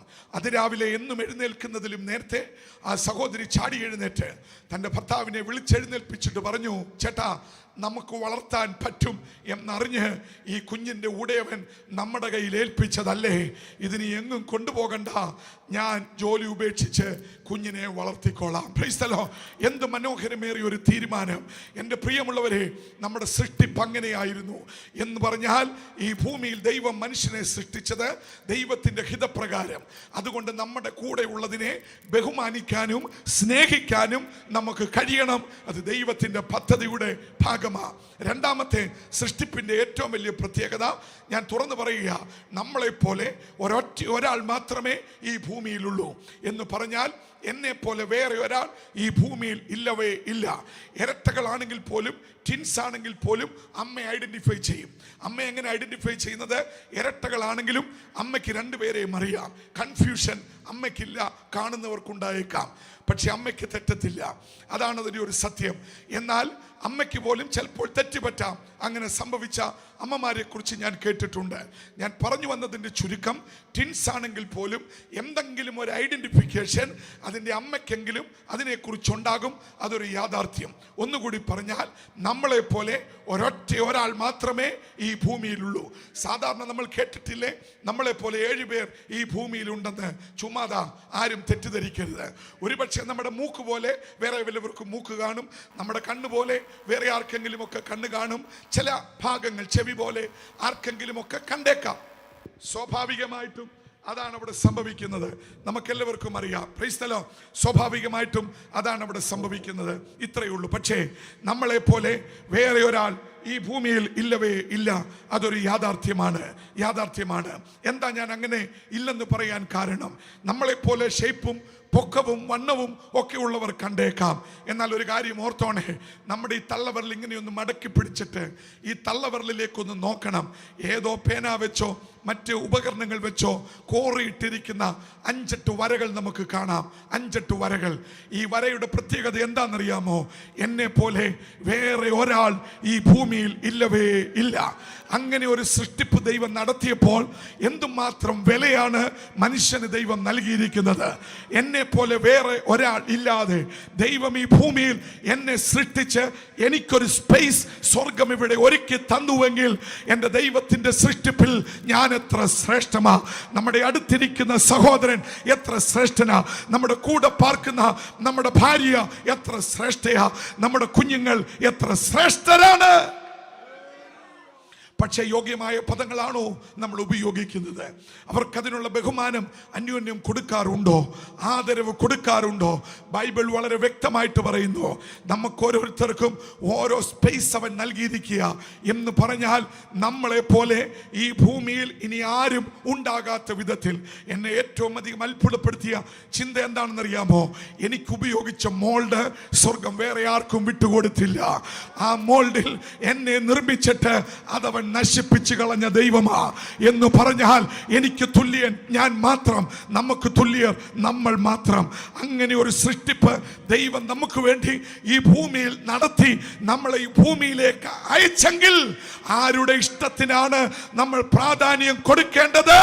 നമ്മുടെ സൃഷ്ടിതാവിന്റെ ഇഷ്ടത്തിന് മാത്രം. ഹല്ലേലൂയ. ഞാൻ സത്യത്തിൽ ഇന്നലെ അങ്ങോട്ട് ചിന്തിച്ചു, എവിടെയോ പ്രസംഗിച്ചപ്പോൾ, ഈ കോറിയിട്ട ഉപകരണം എന്തോ ഉപകരണമായിരിക്കും. ചുമ്മാതെ അങ്ങോട്ടും ഇങ്ങോട്ടും 5-8 വര. അതൊരിക്കലും ചേരത്തില്ല വേറെ ആരുമായി. അതാണ് സൃഷ്ടിപ്പിന്റെ പ്രത്യേകത. രണ്ടാമത് നമ്മൾ സ്വർഗവുമായി ബന്ധപ്പെട്ടിരിക്കുന്നത് വീണ്ടെടുപ്പ് എന്നുള്ള വിഷയത്തിലാണ്. എന്താണ് വീണ്ടെടുപ്പ്? അത് നമ്മൾ അറിഞ്ഞ് സംഭവിച്ചതാ. എന്താണ് വീണ്ടെടുപ്പിൽ സംഭവിച്ചത്? അത് നമുക്ക് ബൈബിളിൽ നല്ലതുപോലെ അറിയാം. അതുകൊണ്ട് നമ്മൾ ഇച്ചിരി ഗൗരവത്തിൽ വീണ്ടെടുപ്പിനെ കുറിച്ച് മനസ്സിലാക്കണം. നമ്മളിവിടെ വായിച്ച ഈ കുറിവാക്യത്തിൽ ഒരു വാചകമുണ്ട്, ക്രൂശിന്റെ വചനം. ക്രൂശിന്റെ വചനം എന്ന മൂലഭാഷയിൽ, അത് ഗ്രീക്ക് ഭാഷയിൽ നോക്കുകയാണെങ്കിൽ അത് ക്രൂശിനെ കുറിച്ച് സംസാരിക്കുന്നത്, ക്രൂശിനെ കുറിച്ച് പ്രസംഗിക്കുന്നത്. വചനം എങ്ങനെ പ്രവൃത്തി പദത്തിൽ വരുന്നത്? ബൈബിളിൽ തന്നെ പറയുന്നുണ്ട്, ഒരുവൻ പ്രസംഗിക്കാതെ എങ്ങനെ കേൾക്കും, കേൾക്കാതെ എങ്ങനെ വിശ്വസിക്കും. അതാ വചനത്തിന്റെ ശക്തി. ക്രൂശിന്റെ വചനം എന്ന് ബൈബിളിൽ പറഞ്ഞിരിക്കുമ്പോൾ ഗ്രീക്ക് ഭാഷയിൽ പറയുന്നത് ക്രൂശിനെ കുറിച്ച് നമ്മൾ പ്രസംഗിക്കണം, ക്രൂശിനെ കുറിച്ച് നമ്മൾ സംസാരിക്കണം. അല്ലെങ്കിൽ പ്രസംഗിക്കുന്നത് അല്ലൽ മൂഢത്വമായി ലോകം കണ്ടേക്കാം. അതാണ് ആ വാക്യം. പ്രസംഗിക്കുന്നത് മൂഢത്വമായി ലോകം കണ്ടേക്കാം, ഫോർഷൻ എന്ന് നമ്മളെ വിളിച്ചേക്കാം. ക്രൂശിനെ കുറിച്ച് പ്രസംഗിക്കുമ്പോൾ അത് മണ്ടത്തരമെന്ന് കേൾക്കുന്നവർ പറഞ്ഞേക്കാം. ഒരുപക്ഷെ പറയും, കഴിഞ്ഞ വർഷവും കൈക്കും വെച്ച് ഇവിടെ പ്രസംഗിച്ചു, എന്താ ഗുണം, എന്തിന് പ്രസംഗിക്കുന്നു, അല്ലെങ്കിൽ ഇവർക്കൊന്നും വേറെ പണിയില്ലേ? പരസ്യോഗം നടത്തുന്ന റോഡ് സൈഡിൽ നിൽക്കുന്ന എത്രയോ ദൈവദാസന്മാരെ പരിഹസിച്ചു പോകുന്നവരെ ഞാൻ കണ്ടിട്ടുണ്ട്. റോഡ് സൈഡിൽ നടക്കുന്ന കൺവെൻഷനിലൊക്കെ വേദിയിൽ നിന്ന് പ്രസംഗിക്കുമ്പോൾ വാഹനം പോകുമ്പോൾ സ്ലോ ആയി നിർത്തിയിട്ട് ഇവന്മാർക്കൊന്നും ഒരു പണിയില്ലേ എന്ന് കൈ കാണിക്കുന്നവരെ ഞാൻ കണ്ടിട്ടുണ്ട്. അവർ പരിഹാസവും ഞാൻ കേട്ടിട്ടുണ്ട്. അവർക്ക് പോക്ഷത്വം എന്ന് തോന്നും എന്നാണ് പൗലോസ് പറയുന്നത്. എന്നാൽ എൻ്റെ പ്രിയമുള്ളവരെ, ഇന്ന് രാത്രിയിലും ക്രൂശിന്റെ വചനത്തെ കുറിച്ച് പ്രസംഗിക്കുന്നത് ലോകത്തിന് പോക്ഷത്വമായി തോന്നിയാലും ഇന്ന് രാത്രിയിൽ ക്രൂശിന്റെ ശക്തിയിൽ വിശ്വസിക്കുന്ന ചിലർക്ക് വേണ്ടി ഇവിടെ ഒരു ദൈവശക്തി വ്യാപരിക്കാൻ പോകുക. ആ ദൈവശക്തി മാരക രോഗങ്ങളെ സൗഖ്യമാക്കുന്ന ദൈവശക്തിയാ. ആ ദൈവശക്തി ചിലരെ ബലപ്പെടുത്തുന്ന ദൈവശക്തിയാ. ഇന്ന് രാത്രിയിൽ ഉള്ളത്തിൽ തട്ടി പറ, ആ ശക്തിയുടെ വ്യാപാരം എൻ്റെ മേലൊന്ന് വെളിപ്പെടട്ടെ, എൻ്റെ കുഞ്ഞുങ്ങളുടെ മേലൊന്ന് വെളിപ്പെടട്ടെ, എൻ്റെ രോഗത്തിന്റെ മേൽ ഒന്ന് വെളിപ്പെടട്ടെ. ഹല്ലേലൂയ. പൗലോസിന്റെ പ്രസംഗ വിഷയങ്ങളിൽ പൗലോസ് പലതും പറഞ്ഞിട്ടുണ്ടെങ്കിലും എന്നെ ഏറ്റവും അധികം ചിന്തിപ്പിച്ച ഒരു ഭാഗം കൊരിന്ത്യർക്ക് എഴുതിയ 1-ാം ലേഖനം 2-ാം അധ്യായം 2-ാമത്തെ വാചകമാ. ആ വാക്യം ഇങ്ങനെ പറയുന്നത്, ക്രൂശിക്കപ്പെട്ടവനായ യേശുക്രിസ്തുവിനെ അല്ലാതെ മറ്റൊന്നും അറിയാത്തവനായി നിങ്ങളുടെ ഇടയിൽ ഇരിക്കണം എന്ന് ഞാൻ നിർണയിച്ചു. നോക്കുക, പൗലോസ് പറയാ, അദ്ദേഹം ആരാണെന്ന് ഞാൻ പറയാതെ നിങ്ങൾക്ക് എല്ലാവർക്കും അറിയാം. അദ്ദേഹത്തെ പോലെ പ്രഗത്ഭനായ ഒരു മനുഷ്യനെ പുതിയ നിയമ കാലഘട്ടം കണ്ടിട്ടില്ല. അദ്ദേഹം ഒരു ഫിലോസഫറാണ്, തിയോളജിയനാണ്, എഴുത്തുകാരനാണ്, പ്രീച്ചറാണ്, സഭാ സ്ഥാപകനാണ്. വെളിപ്പാട് പുസ്തകത്തിലെ 7 സഭകളും അദ്ദേഹമാണ് സ്ഥാപിച്ചത്. ലോകം കണ്ടിട്ടുള്ളതിലേക്കും വെച്ച് ഏറ്റവും ശക്തനായ ഒരു പ്രവാചകൻ, ഒരു പ്രീച്ചർ, ഒരു വെളിപ്പാടുകാരൻ, ഒരു എഴുത്തുകാരൻ, സഭാസ്ഥാപകൻ. ഈ മനുഷ്യൻ പറയുന്ന വാചകം നമ്മുടെ ഉള്ളിലൊന്ന് തട്ടണം. യേശു ക്രിസ്തുവിന്റെ ക്രൂശല്ലാതെ എനിക്ക് വേറൊന്നും അറിയണ്ട. അതിന്റെ അർത്ഥം എന്താണെന്നറിയാമോ? അതിനകത്തെല്ലാം അടങ്ങിയിട്ടുണ്ട്. എന്താ പൗലോസ് അങ്ങനെ പറഞ്ഞത്? യേശു ക്രിസ്തുവിന്റെ ക്രൂശല്ലാതെ വേറെ ഒന്നും അറിയാത്തവനായി നിങ്ങളുടെ ഇടയിൽ ഇരിക്കണം എന്ന് ഞാൻ ആഗ്രഹിക്കുന്നു. അങ്ങനെ പറയാനുള്ള ഏക കാരണം, ക്രൂശിൽ പാപമോചനമുണ്ട്, ക്രൂശിൽ രോഗസൗഖ്യമുണ്ട്, ക്രൂശിൽ രക്ഷയുണ്ട്, ക്രൂശിൽ പിശാചിന്റെ മേൽ ജയമുണ്ട്. ക്രൂശിന്റെ മുന്നിൽ അടിയറവ് പറയാത്ത ഒരു ശക്തിയുമില്ല. അതുകൊണ്ട് പൗലോസ് തന്റെ ലേഖനത്തിൽ ഇപ്രകാരം പറഞ്ഞു, വാഴ്ചകളെയും അധികാരങ്ങളെയും ഈ ലോകത്തിന്റെ അന്ധകാര ശക്തികളെയും ക്രൂശിന്റെ ചുവട്ടിൽ അവൻ അടിയറവ് വെച്ചിട്ട് അവൻ തല ഉയർത്തി നിന്ന യേശു ക്രിസ്തു എന്ന ദൈവമാണ്. ഹല്ലേലൂയ. ഇതിലും വലിയൊരു പ്രസംഗമില്ല. ഇന്ന് രാത്രിയിലും തേക്കുതോടിനെ പിടിച്ചടക്കുവാൻ കഴിയുന്ന ഏക ശക്തി ക്രൂശിന്റെ ശക്തി മാത്രമാണ്. മന്ത്രവാദത്തിന്റെ ശക്തികളെ നിഷ്ഫലമാക്കുന്ന, ആഭിചാരത്തിന്റെ ശക്തികളെ നിഷ്ഫലമാക്കുന്ന, മാരക രോഗത്തിന്റെ ശക്തികളെ നിഷ്ഫലമാക്കുന്ന ക്രൂശിന്റെ ശക്തി ഇന്ന് രാത്രിയിൽ നമുക്ക് വേണ്ടി വ്യാപരിക്കട്ടെ.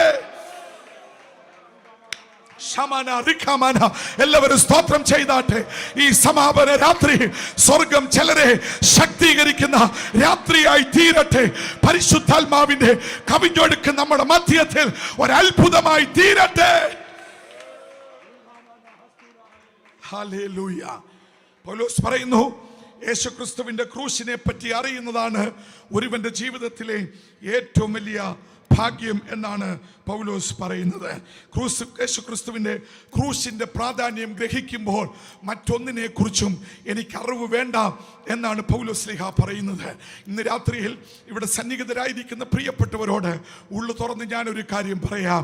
എനിക്കും നിങ്ങൾക്കും ഈ ഭൂമിയിൽ നിൽക്കാൻ കൊള്ളാകുന്നതിലേക്കും വെച്ച് ഏറ്റവും ശ്രേഷ്ഠമേറിയ സ്ഥലമേതെന്ന് ചോദിച്ചാൽ അത് ആ ക്രൂശിൻ്റെ ചുവട്ടിലല്ലാതെ മറ്റൊരിടമില്ല.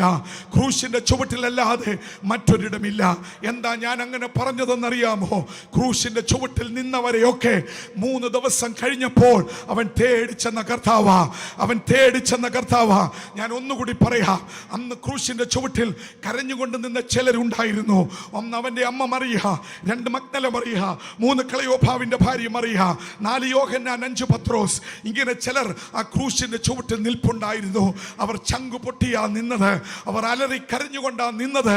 അവരുടെ മുന്നിൽ വെച്ച അവൻ്റെ വസ്ത്രം പങ്കിട്ടെടുത്തത്, അവൻ ലേലം വിളിച്ച് ചീട്ടിട്ടത്, അവൻ്റെ മുന്നിൽ വെച്ച അവൻ്റെ വസ്ത്രങ്ങൾ വലിച്ചു പറിച്ചത്, അവൻ്റെ മുന്നിൽ വെച്ച കുന്തം വിലാപ്പുറത്ത് കുത്തി ഇറക്കിയത് കണ്ടുകൊണ്ട് നിൽക്കുന്നവർക്ക് കാണാൻ പറ്റുന്നതല്ലായിരുന്നു ക്രൂശിൽ സഹിച്ച ഭീകരത.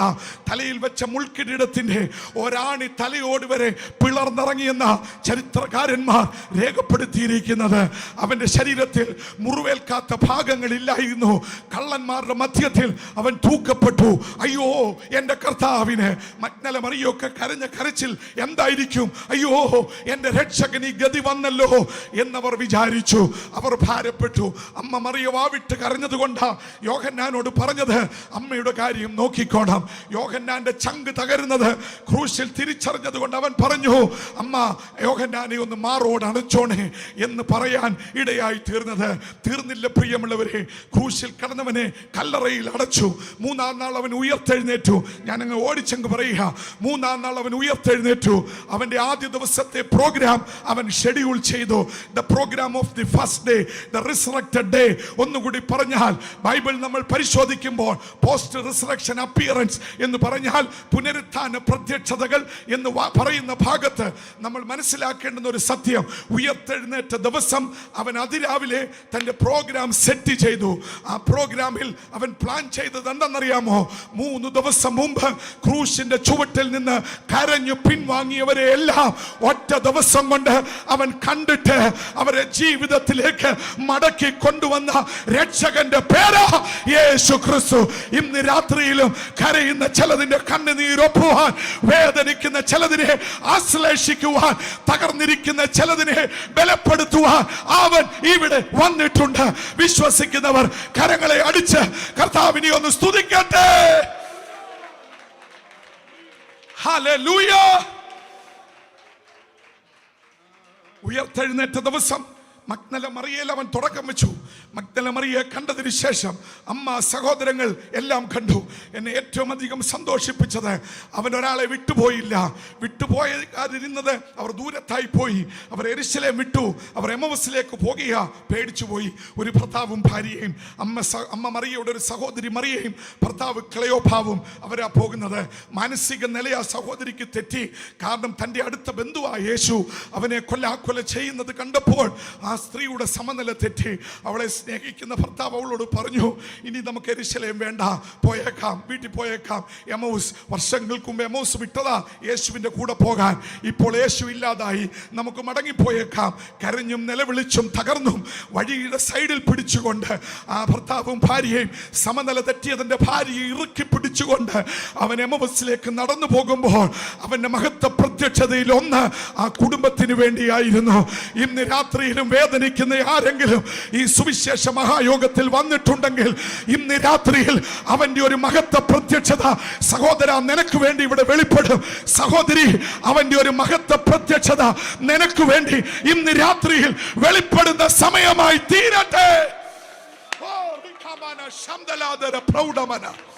വിശ്വസിക്കുന്ന ചിലർക്ക് വേണ്ടി അവന്റെ പ്രത്യക്ഷത ഇവിടെ സംഭവിക്കട്ടെ. Hallelujah, hallelujah, hallelujah. അതുകൊണ്ട് വാത്സല്യ പ്രിയമുള്ളവരെ, നിലയില്ല കയത്തിൽ ആണ്ടുപോയ ഒരു മനുഷ്യൻ, അവനെ രക്ഷിപ്പാൻ ആരുമില്ല. ഒരു കച്ചിത്തുരുമ്പെങ്കിലും കിട്ടിയാൽ രക്ഷപ്പെടാം, ഇതാ അവൻ്റെ ചിന്ത. പക്ഷെ കയത്തിൽ എവിടെ ആ കച്ചിത്തുരുമ്പ്? പിടിക്കുന്നത് അവൻ്റെ കൂടെ അങ്ങ് പോകുക. എന്നാൽ അത് കണ്ടുകൊണ്ടുന്നതൊരു മുങ്ങൽ വിദഗ്ധൻ വളരെ ദൂരെ അവൻ ഓടി വന്നു. അവൻ ഇടവും വലവും നോക്കിയില്ല. അവൻ ആ കയത്തിലേക്ക് ഡൈവ് ചെയ്തു. അവനൊരു വിദഗ്ധനെ പോലെ കയത്തിൻ്റെ അടിയിലേക്ക് പാഞ്ഞു ചെന്നു. കയത്തിൻ്റെ അടിത്തട്ടിൽ അവസാന ശ്വാസം പോലും എടുക്കാൻ കഴിയാതെ വെള്ളം കുടിച്ച് വയറു വീർത്ത് ശ്വാസം മുട്ടി മരിക്കാൻ കിടന്നവൻ്റെ ആ തളർന്നുപോയ വലങ്കരത്തെ ആ ബലമുള്ള കരം മുറുകെ പിടിച്ചു. വാതിശിഖരം തിരിച്ചു പൊങ്ങി വാരിയെടുത്തവനെ കരയിലിട്ടു. ചാടിക്കേറി അവൻ്റെ വയറ്റിൽ നിന്നുള്ള വെള്ളം ഞെക്കി പുറത്തു കളഞ്ഞു. അവൻ്റെ ജീവിതം ഒരൊറ്റ സെക്കൻഡ് കൊണ്ട് മടക്കി കൊടുത്തു. Price the Lord. ഇതാണ് കാൽവറിയിൽ സംഭവിച്ചത്.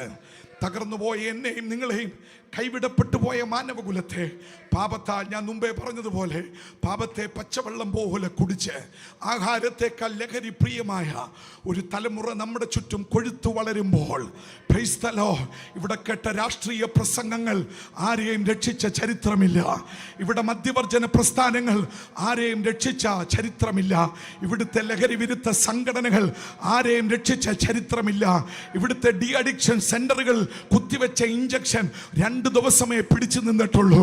ഇവിടെ ആർക്കും ആരെയും രക്ഷിക്കുവാൻ കഴിയാതിരിക്കുമ്പോൾ ഇന്നും നിലയില്ല കയത്തിൽ മുങ്ങിത്താണു പോയവനെ, ഒരിറ്റ് ശ്വാസത്തിനു വേണ്ടി കേഴുന്നവനെ തൻ്റെ ബലമുള്ള കരം കൊണ്ട് താങ്ങിയെടുത്ത് രക്ഷയുടെ ഉല്ലാസ വസ്ത്രം ധരിപ്പിക്കാൻ കഴിവുള്ളവനായി ഒരുവൻ തേക്കിതോട് കൺവെൻഷന്റെ അവസാന രാത്രിയിൽ നമ്മുടെ നടുവിൽ ഉലാവുന്നുണ്ട്.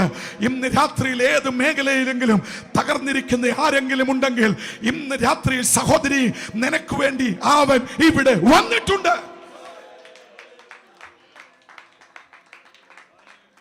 ബൈബിൾ നമ്മൾ പരിശോധിക്കുമ്പോൾ യോഹന്നാന്റെ സുവിശേഷത്തിൽ ഒരു സ്ത്രീയുടെ കഥ നമ്മൾ കാണുന്നുണ്ട്. ആ സ്ത്രീ ഏതെന്ന് നമുക്കറിയാം. അവളാണ് ശമരിയാക്കാരി സ്ത്രീ. എന്താ ശമരിയാക്കാരി സ്ത്രീയുടെ പ്രത്യേകത? അവൾ വെള്ളം കോരാൻ പോകുന്ന സമയം ഉച്ച സമയമാണ്. എന്താ ഉച്ച സമയത്തിന്റെ പ്രത്യേകത? വെള്ളം കോരാൻ പറ്റിയ സമയമല്ല. ഒന്നുകിൽ രാവിലെ അല്ലെങ്കിൽ വൈകിട്ട്. പണ്ടൊക്കെ ഇവിടെ പൈപ്പ് ലൈനിലും കിണറ്റിലും പബ്ലിക് കിണറുകളിലുമൊക്കെ വെള്ളം കോരിയ പരിചയമുള്ളവർ കണ്ടേക്കാം. അല്ലെങ്കിലും അങ്ങനെ തന്നെയാണ്. വെള്ളം കോരാൻ പറ്റിയ സമയം അതിരാവിലെ അല്ലെങ്കിൽ വൈകിട്ട്. ഉച്ചയ്ക്ക് സൂര്യൻ്റെ താപമേറ്റ് വെള്ളത്തിന് ഗുണം നഷ്ടപ്പെടുന്ന സമയമാണ്. പച്ചവെള്ളത്തിൻ്റെ ഔഷധം കുറയുന്ന സമയമാണ് ഉച്ച സമയം. അതുകൊണ്ട് കുടിക്കാനും കുളിക്കാനുമുള്ള വെള്ളം ആരും ആ സമയം കിണറ്റിൽ നിന്ന് കോരാറില്ല. അതായിരുന്നു സിസ്റ്റം. പക്ഷേ ഇവിടെ ഒരുത്തി വരുന്നത് ഉച്ചയ്ക്കാണ്. അവൾ ഉച്ചയ്ക്ക് വരാൻ കാരണം ആരും ഉച്ചയ്ക്ക് വരത്തില്ലെന്ന് അവൾക്കറിയാം. 2, അവളെ ആരും കാണരുത്. അവൾ ഉച്ചയ്ക്ക് ആരും പുറത്തിറങ്ങാത്ത സമയം സാരി കൊണ്ട് മുഖം മൂടി അവൾ ആ കിണറിന് നേരെ മന്ദം നടക്കുമ്പോൾ അവിടെ ഉള്ളിലെ ചിന്ത എന്തായിരുന്നു? എൻ്റെ ഈ നശിച്ച ജീവിതം എന്തിനാ? ഇങ്ങനൊരു ജീവിതം എനിക്ക് എന്തിനു നൽകി? ഈ നശിച്ച ജീവിതം എന്ന് തീരും? അയ്യോ, ഇങ്ങനൊരു ജീവിതം വേണ്ടായിരുന്നു. എന്നെ ആരെങ്കിലും കണ്ടാൽ ഇന്നത്തെ എൻ്റെ ദിവസം പോയി. ഓ, മനുഷ്യർ കാണാതെ എങ്ങനെ ജീവിക്കും?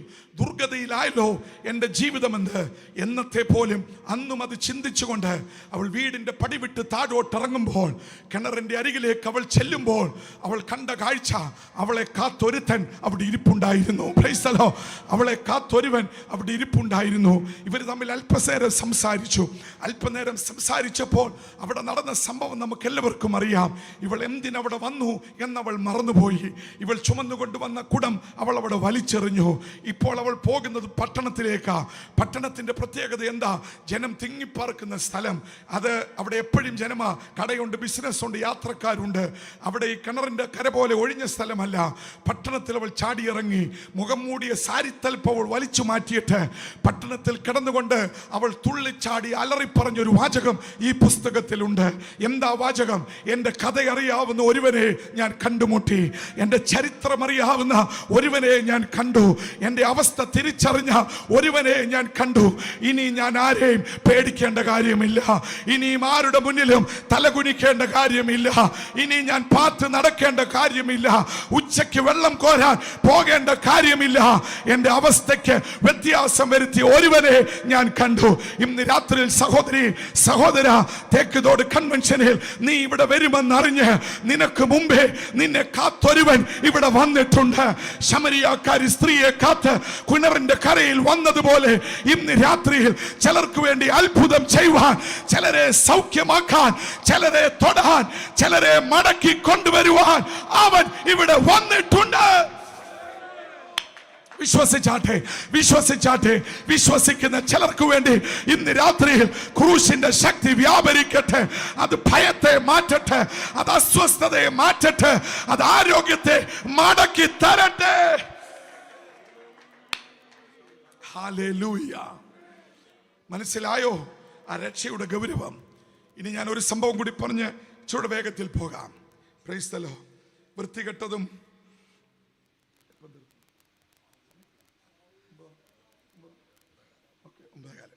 വൃത്തികെട്ടതും കീറിയതുമായ വസ്ത്രം ധരിച്ചുകൊണ്ട് ലണ്ടനിൽ ഒരു അനാഥശാലയിലേക്ക് ഒരു ബാലൻ ഓടി വരികയാണ്. അവൻ കയറി വരുമ്പോഴേ സൂപ്പർവൈസർ പുറത്തിറങ്ങി തടഞ്ഞു നിർത്തി. അവിടെ നിൽക്കുക, നീ എന്തിനാ ഇങ്ങോട്ട് വന്നു? അവൻ പറഞ്ഞു, ആഹാരം കഴിച്ചിട്ട് ദിവസങ്ങളായി, ഈ ഉടുപ്പ് എന്നാ ഇട്ടതെന്ന് ഓർക്കുന്നില്ല, മാറിയിട്ടില്ല. ഇവിടെ ആഹാരവും വസ്ത്രവും കിട്ടുമെന്ന് എന്നോട് ആരോ പറഞ്ഞു, അതിനുവേണ്ടി വന്നതാ. സൂപ്പർവൈസർ അവൻ്റെ അടുത്ത് എന്നിട്ട് പറഞ്ഞു, മോനെ, നിനക്കിവിടെ തരാം, എല്ലാം ഉണ്ട്, പക്ഷെ നിന്നെ പരിചയപ്പെടുത്താൻ ആരെങ്കിലും വേണം. നിനക്ക് വല്ല അച്ഛന്മാരെ പരിചയമുണ്ടോ? ഇല്ല. പുരോഹിതന്മാർ ഇല്ല, ആരെയില്ല. രാഷ്ട്രീയക്കാരെ ഇല്ല, സോഷ്യൽ ആക്ടിവിസ്റ്റ് ഇല്ല, അയൽവക്കക്കാർ ഇല്ല, എനിക്കാരുമില്ല. വേദനയോടെ സൂപ്പർവൈസർ പറഞ്ഞു, മോനെ, നീ യോഗ്യനല്ല, നീ അനാഥയാലയത്തിന് യോഗ്യനല്ല. നിന്നെ ആരെങ്കിലും റെക്കമെൻഡ് ചെയ്താലേ നിനക്കിവിടെ അഡ്മിഷൻ തരൂ, അതുകൊണ്ട് നീ പോകണം, നീ യോഗ്യനല്ല. അവൻ അങ്ങോട്ട് മാറി നിന്നിട്ട് അവൻ്റെ ബാക്കിയുള്ള ബട്ടൺസ് കൂടി വലിച്ചു പൊട്ടിച്ച് ഒട്ടിയ വയറിൽ 2 അടിയടിച്ചിട്ട് അവൻ പറഞ്ഞ വാചകം, സാറ് പറയുന്ന ഒരു യോഗ്യതയും എനിക്കില്ല, എനിക്കുള്ള ഏക യോഗ്യത ഈ കീറിപ്പറഞ്ഞ ഉടുപ്പും ഈ ഒട്ടിയ വയറും മാത്രമാ. അവൻ്റെ ഉള്ളു തുറന്നവൻ അലറിപ്പറഞ്ഞപ്പോൾ അദ്ദേഹം ഓടിച്ചെന്നവനെ കോരിയെടുത്ത് എല്ലാ നിയമങ്ങളെയും ഒരു സെക്കൻഡ് കൊണ്ട് മറന്ന് അവൻ ഉള്ളറയിൽ കൊണ്ടുപോയി അവൻ ആഹാരവും വസ്ത്രവും കൊടുത്ത് അവനെ ആദരിച്ച ഒരു സൂപ്പർവൈസറായിരുന്നു അവിടെ ഉണ്ടായിരുന്നത്. ഇന്ന് രാത്രിയിൽ യോഗ്യത നോക്കിയാൽ നമ്മളിൽ എത്ര പേർ ഇവിടെ കാണും? സ്വർഗം നോക്കുന്ന യോഗ്യതകൾ കളിയാങ്കൽ പകലോമറ്റം ശങ്കരപുരി കുടുംബത്തിൽപ്പെട്ടതാണോ? നിന്റെ വീട്ടിൽ ആരെങ്കിലും IAS-കാരോ IPS-കാരോ ഉണ്ടോ? നിന്റെ വീട്ടിൽ ഇന്ന ക്വാളിഫിക്കേഷൻസ് ഉണ്ടോ? നിന്റെ വീട്ടിൽ എന്തൊക്കെയുണ്ട്? ഇന്ന് രാത്രി സ്വർഗം എന്തെങ്കിലും നോക്കിയിരുന്നെങ്കിൽ നമ്മളിൽ പലരും ഇവിടെ കാണത്തില്ല. അവൻ്റെ മുന്നിൽ നമുക്കുണ്ടായിരുന്ന ഏക യോഗ്യത പാപികളും ദോഷികളുമായിരുന്നു, അല്ലെങ്കിൽ രോഗിയായിരുന്നു. പാപികളും ദോഷികളും രോഗികളും എന്നുള്ള ഒറ്റ ക്വാളിഫിക്കേഷനിൽ അവൻ നമ്മളെ തേടി ഇറങ്ങി വന്നതാ. ഇവിടെ നമ്മൾ കണ്ടിട്ടുള്ള കേട്ടിട്ടുള്ള എല്ലാ ദൈവങ്ങളുടെയും പ്രത്യേകത മനുഷ്യൻ ദൈവത്തെ തേടി പോകണം. എന്നാൽ ഇന്ന് രാത്രിയിൽ ഞാൻ പ്രസംഗിക്കുന്ന ദൈവത്തിന് മാത്രം ഒരു പ്രത്യേകതയുണ്ട്. അവനെ തേടി പോകണ്ട, അവൻ നമ്മുടെ അടുക്കിലേക്ക് വരുന്ന ദൈവമാ, നമ്മൾ ഇരിക്കുന്ന സ്ഥലത്ത് വരുന്ന ദൈവമാ. ഇന്ന് രാത്രിയിൽ വീട്ടിൽ നമ്മുടെ കൂടെ നടന്നു വരുന്നവനാ, നമ്മുടെ വേദന ഏറ്റെടുക്കുന്നവനാ, നമ്മുടെ പ്രതിസന്ധി ഉൾക്കൊള്ളുന്നവനാ, നമ്മുടെ ശൂന്യതയിൽ അത്ഭുതം ചെയ്യുന്നവനാ. ഇന്ന് രാത്രിയിൽ വിശ്വസിക്കുന്ന ചിലർക്ക് വേണ്ടി ദൈവശക്തിയുടെ അത്യന്ത വ്യാപാരം ഈ പന്തലിൽ അയച്ച്, അല്ല, കൂടെ വരുന്ന ദൈവ സാന്നിധ്യം, ബലപ്പെടുത്തുന്ന ദൈവ സാന്നിധ്യം. നമ്മൾ ഇവിടെ ഇരുന്ന് പ്രാർത്ഥിക്കുമ്പോൾ ഹോസ്റ്റലിലുള്ള നമ്മുടെ കുഞ്ഞുങ്ങളുടെ മേൽ, അവിടെയും ഇവിടെയും പഠിക്കുന്ന കുഞ്ഞുങ്ങളുടെ മേൽ, നമ്മുടെ പ്രിയപ്പെട്ടവരുടെ മേൽ ഇന്ന് രാത്രിയിൽ ഒരു ദൈവശക്തിയുടെ അത്യന്ത വ്യാപാരം. പ്രാർത്ഥിച്ചാട്ടെ ആ ദൈവശക്തി ഇന്ന് രാത്രിയിൽ നമ്മുടെ ശരീരത്തിന്റെ മേൽ, നമ്മുടെ ഭവനത്തിന്റെ മേൽ, തകർന്നിരിക്കുന്ന ചില മണ്ഡലത്തിന്റെ മേൽ യേശുവിന്റെ അധികാരമുള്ള നാമത്തിൽ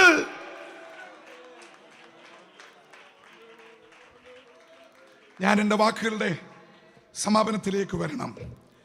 ഞാനിവിടെ വായിച്ച വാക്യത്തിൽ പൗലോസ് പറഞ്ഞിരിക്കുന്ന 2 ജനവിഭാഗങ്ങളെ ഒന്ന് തൊട്ടുപോയി.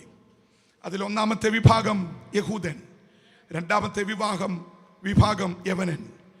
പൗലോസോട് പറയുന്നത്, യഹൂദൻ അടയാളം ചോദിക്കുന്നു, യവനൻ ജ്ഞാനം അന്വേഷിക്കുന്നു, പക്ഷെ ഞങ്ങളോ അത് രണ്ടുമല്ല, ക്രൂശിക്കപ്പെട്ട ക്രിസ്തുവിനെ പ്രസംഗിക്കുന്നു.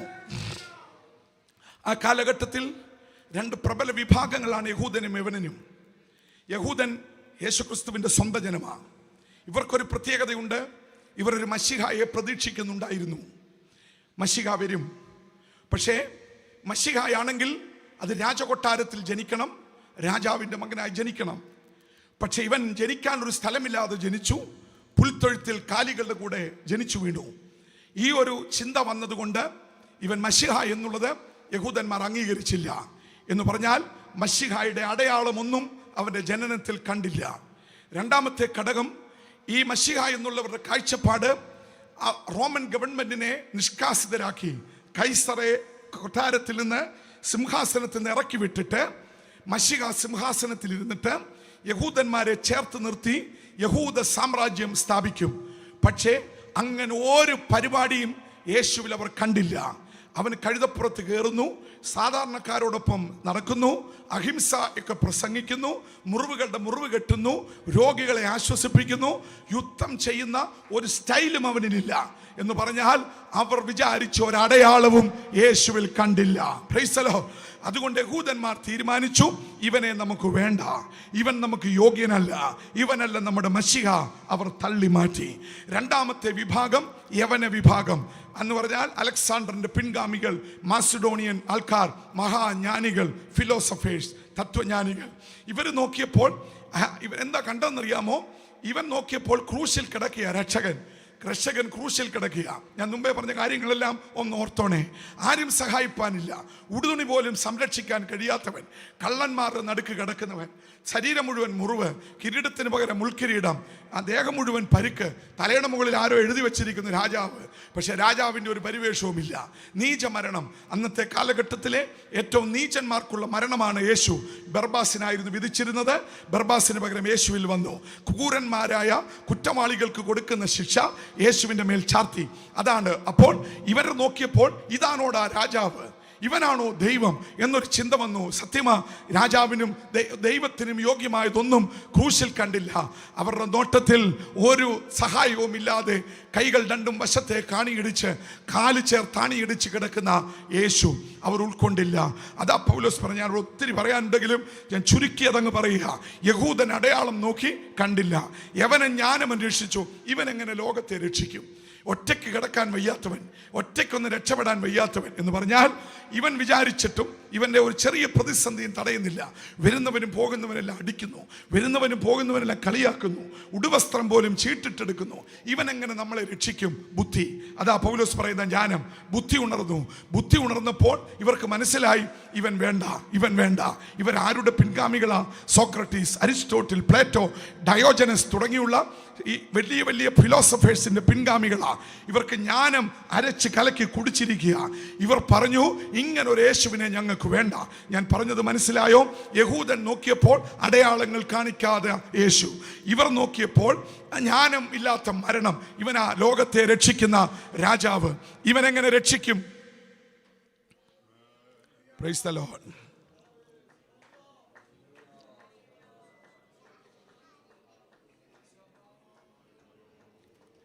Price the Lord. ഇവൻ എങ്ങനെ രക്ഷിക്കും എന്നുള്ള ചിന്ത. ഈ രണ്ട് വിഭാഗങ്ങളും യേശുക്രിസ്തുവിനെ തിരസ്കരിച്ചു. ഞങ്ങൾക്കിവനെ വേണ്ട, ഞങ്ങൾക്ക് ഇങ്ങനെ ഒരു മശിഹായെ വേണ്ട, ഞങ്ങൾക്ക് ഇങ്ങനെ ഒരു ദൈവത്തെ വേണ്ട എന്ന് ഈ രണ്ട് പ്രബല വിഭാഗവും യേശുക്രിസ്തുവിനെ പുറങ്കാലുകൊണ്ട് തട്ടിക്കളഞ്ഞപ്പോൾ അപ്പുറത്ത് മറ്റൊരു വിഭാഗം ഉണ്ടായിരുന്നു. ആ വിഭാഗത്തിൽപ്പെട്ടവരാ ഇന്ന് രാത്രിയിൽ തേക്കുതോട് കൺവെൻഷനിൽ സംബന്ധിക്കുന്ന ഈ സമൂഹം. അവരെന്തു പറഞ്ഞു? ഞങ്ങൾക്ക് അവനെ വേണം, ഞങ്ങളുടെ രക്ഷയ്ക്കായി അവൻ തൂങ്ങി, ഞങ്ങളുടെ പാപത്തിന് വേണ്ടി അവൻ മരിച്ചു, ഞങ്ങളുടെ രോഗത്തിന് വേണ്ടി അവൻ സഹിച്ചു. ഇന്ന് രാത്രിയിൽ വിശ്വസിക്ക്, യഹൂദൻ തള്ളിയതിനെ, യവനൻ തള്ളിയതിനെ നെഞ്ചിലേറ്റുവാൻ ഭാഗ്യം ലഭിച്ച നമ്മളാ ഇന്ന് രാത്രി രക്ഷിക്കപ്പെട്ട ജനം. ആമേൻ. റോമൻ ചരിത്രകാരൻ ടാസിറ്റസ് എന്ന് പറയുന്ന ഒരു ചരിത്രകാരൻ ഉണ്ടായിരുന്നു. റോമിൽ പ്രസിദ്ധനായ ചരിത്രകാരനായിരുന്നു. അദ്ദേഹം ഒരു പുസ്തകം എഴുതി. ആ പുസ്തകത്തിന്റെ പേരാ ഹിസ്റ്ററീസ്. ഹിസ്റ്ററീസ് എന്നുള്ള ടാസിറ്റസിന്റെ പുസ്തകത്തിൽ അദ്ദേഹം ഒരു വാചകം ഇപ്രകാരം എഴുതി: സാധാരണ അധ്വാനിക്കുന്ന ജനവിഭാഗത്തിന്റെ നടുവിൽ നിന്ന് ഒരുവൻ എഴുന്നേൽക്കും. അവൻ ലോകത്തെ, ചരിത്രത്തെ രണ്ടായി കീറി മുറിക്കും. അവനാണ് ലോകത്തെ രക്ഷിക്കുന്നവൻ. ടാസിറ്റസ് സ്വപ്നം കണ്ട വ്യക്തിയുടെ പേരാ യേശു ക്രിസ്തു. അവൻ ചരിത്രത്തെ കീറി മുറിച്ചവനാ, അവൻ ലോകത്തെ രക്ഷിച്ചവനാ, പാപത്തെ വഹിച്ചവനാ, രോഗത്തെ സഹിച്ചവനാ. ഇന്ന് രാത്രിയിൽ വിശ്വസിക്കുന്ന നമുക്ക് വേണ്ടി ഒരത്ഭുതമായി തീരാൻ യേശു ഇവിടെ വന്നിട്ടുണ്ട്. എത്ര പേർ വിശ്വസിക്കുന്നുണ്ട്? ചേർന്ന് അല്പസമയം കർത്താവിനെ ഒന്ന് സ്തുതിച്ചാട്ടെ. ശബ്ദമുയർത്തി എല്ലാ നാവും ചേർന്ന് കർത്താവിനെ ഒന്ന് സ്തുതിച്ചാട്ടെ. ഇന്ന് രാത്രിയിൽ വിശ്വസിക്കുന്ന നമുക്ക് വേണ്ടി ഒരു ദൈവശക്തിയായി തീരാൻ യേശു ഇവിടെ വന്നിട്ടുണ്ട്. ഈ കൺവെൻഷൻ കഴിഞ്ഞ് മടങ്ങുമ്പോൾ ചില വേദനകൾ ഇറക്കി വെച്ച് മടങ്ങാം. ശമരിയക്കാരിയെ പോലെ നമ്മുടെ വേദനകൾ അവനെ ഒന്ന് ഏൽപ്പിക്കാം, നമ്മുടെ ദുഃഖങ്ങൾ അവനെ ഒന്ന് ഏൽപ്പിക്കാം, നമ്മുടെ പ്രയാസങ്ങൾ അവനെ ഒന്ന് ഏൽപ്പിക്കാം. തല താഴണ്ട, തല ഉയർന്നിരിക്കട്ടെ, ശരീരം നിവർന്നു നിൽക്കട്ടെ. എന്റെ കർത്താവ് എനിക്ക് അനുകൂലമെങ്കിൽ പ്രതികൂലമാര്? ചേർന്ന് പറ, എന്റെ കർത്താവ് എനിക്ക് അനുകൂലമെങ്കിൽ പ്രതികൂലമാര്? ഇന്ന് രാത്രിയിൽ ക്രൂശിന്റെ ശക്തി ചിലരുടെ മേൽ ഒരു അത്ഭുതമായി തീരട്ടെ.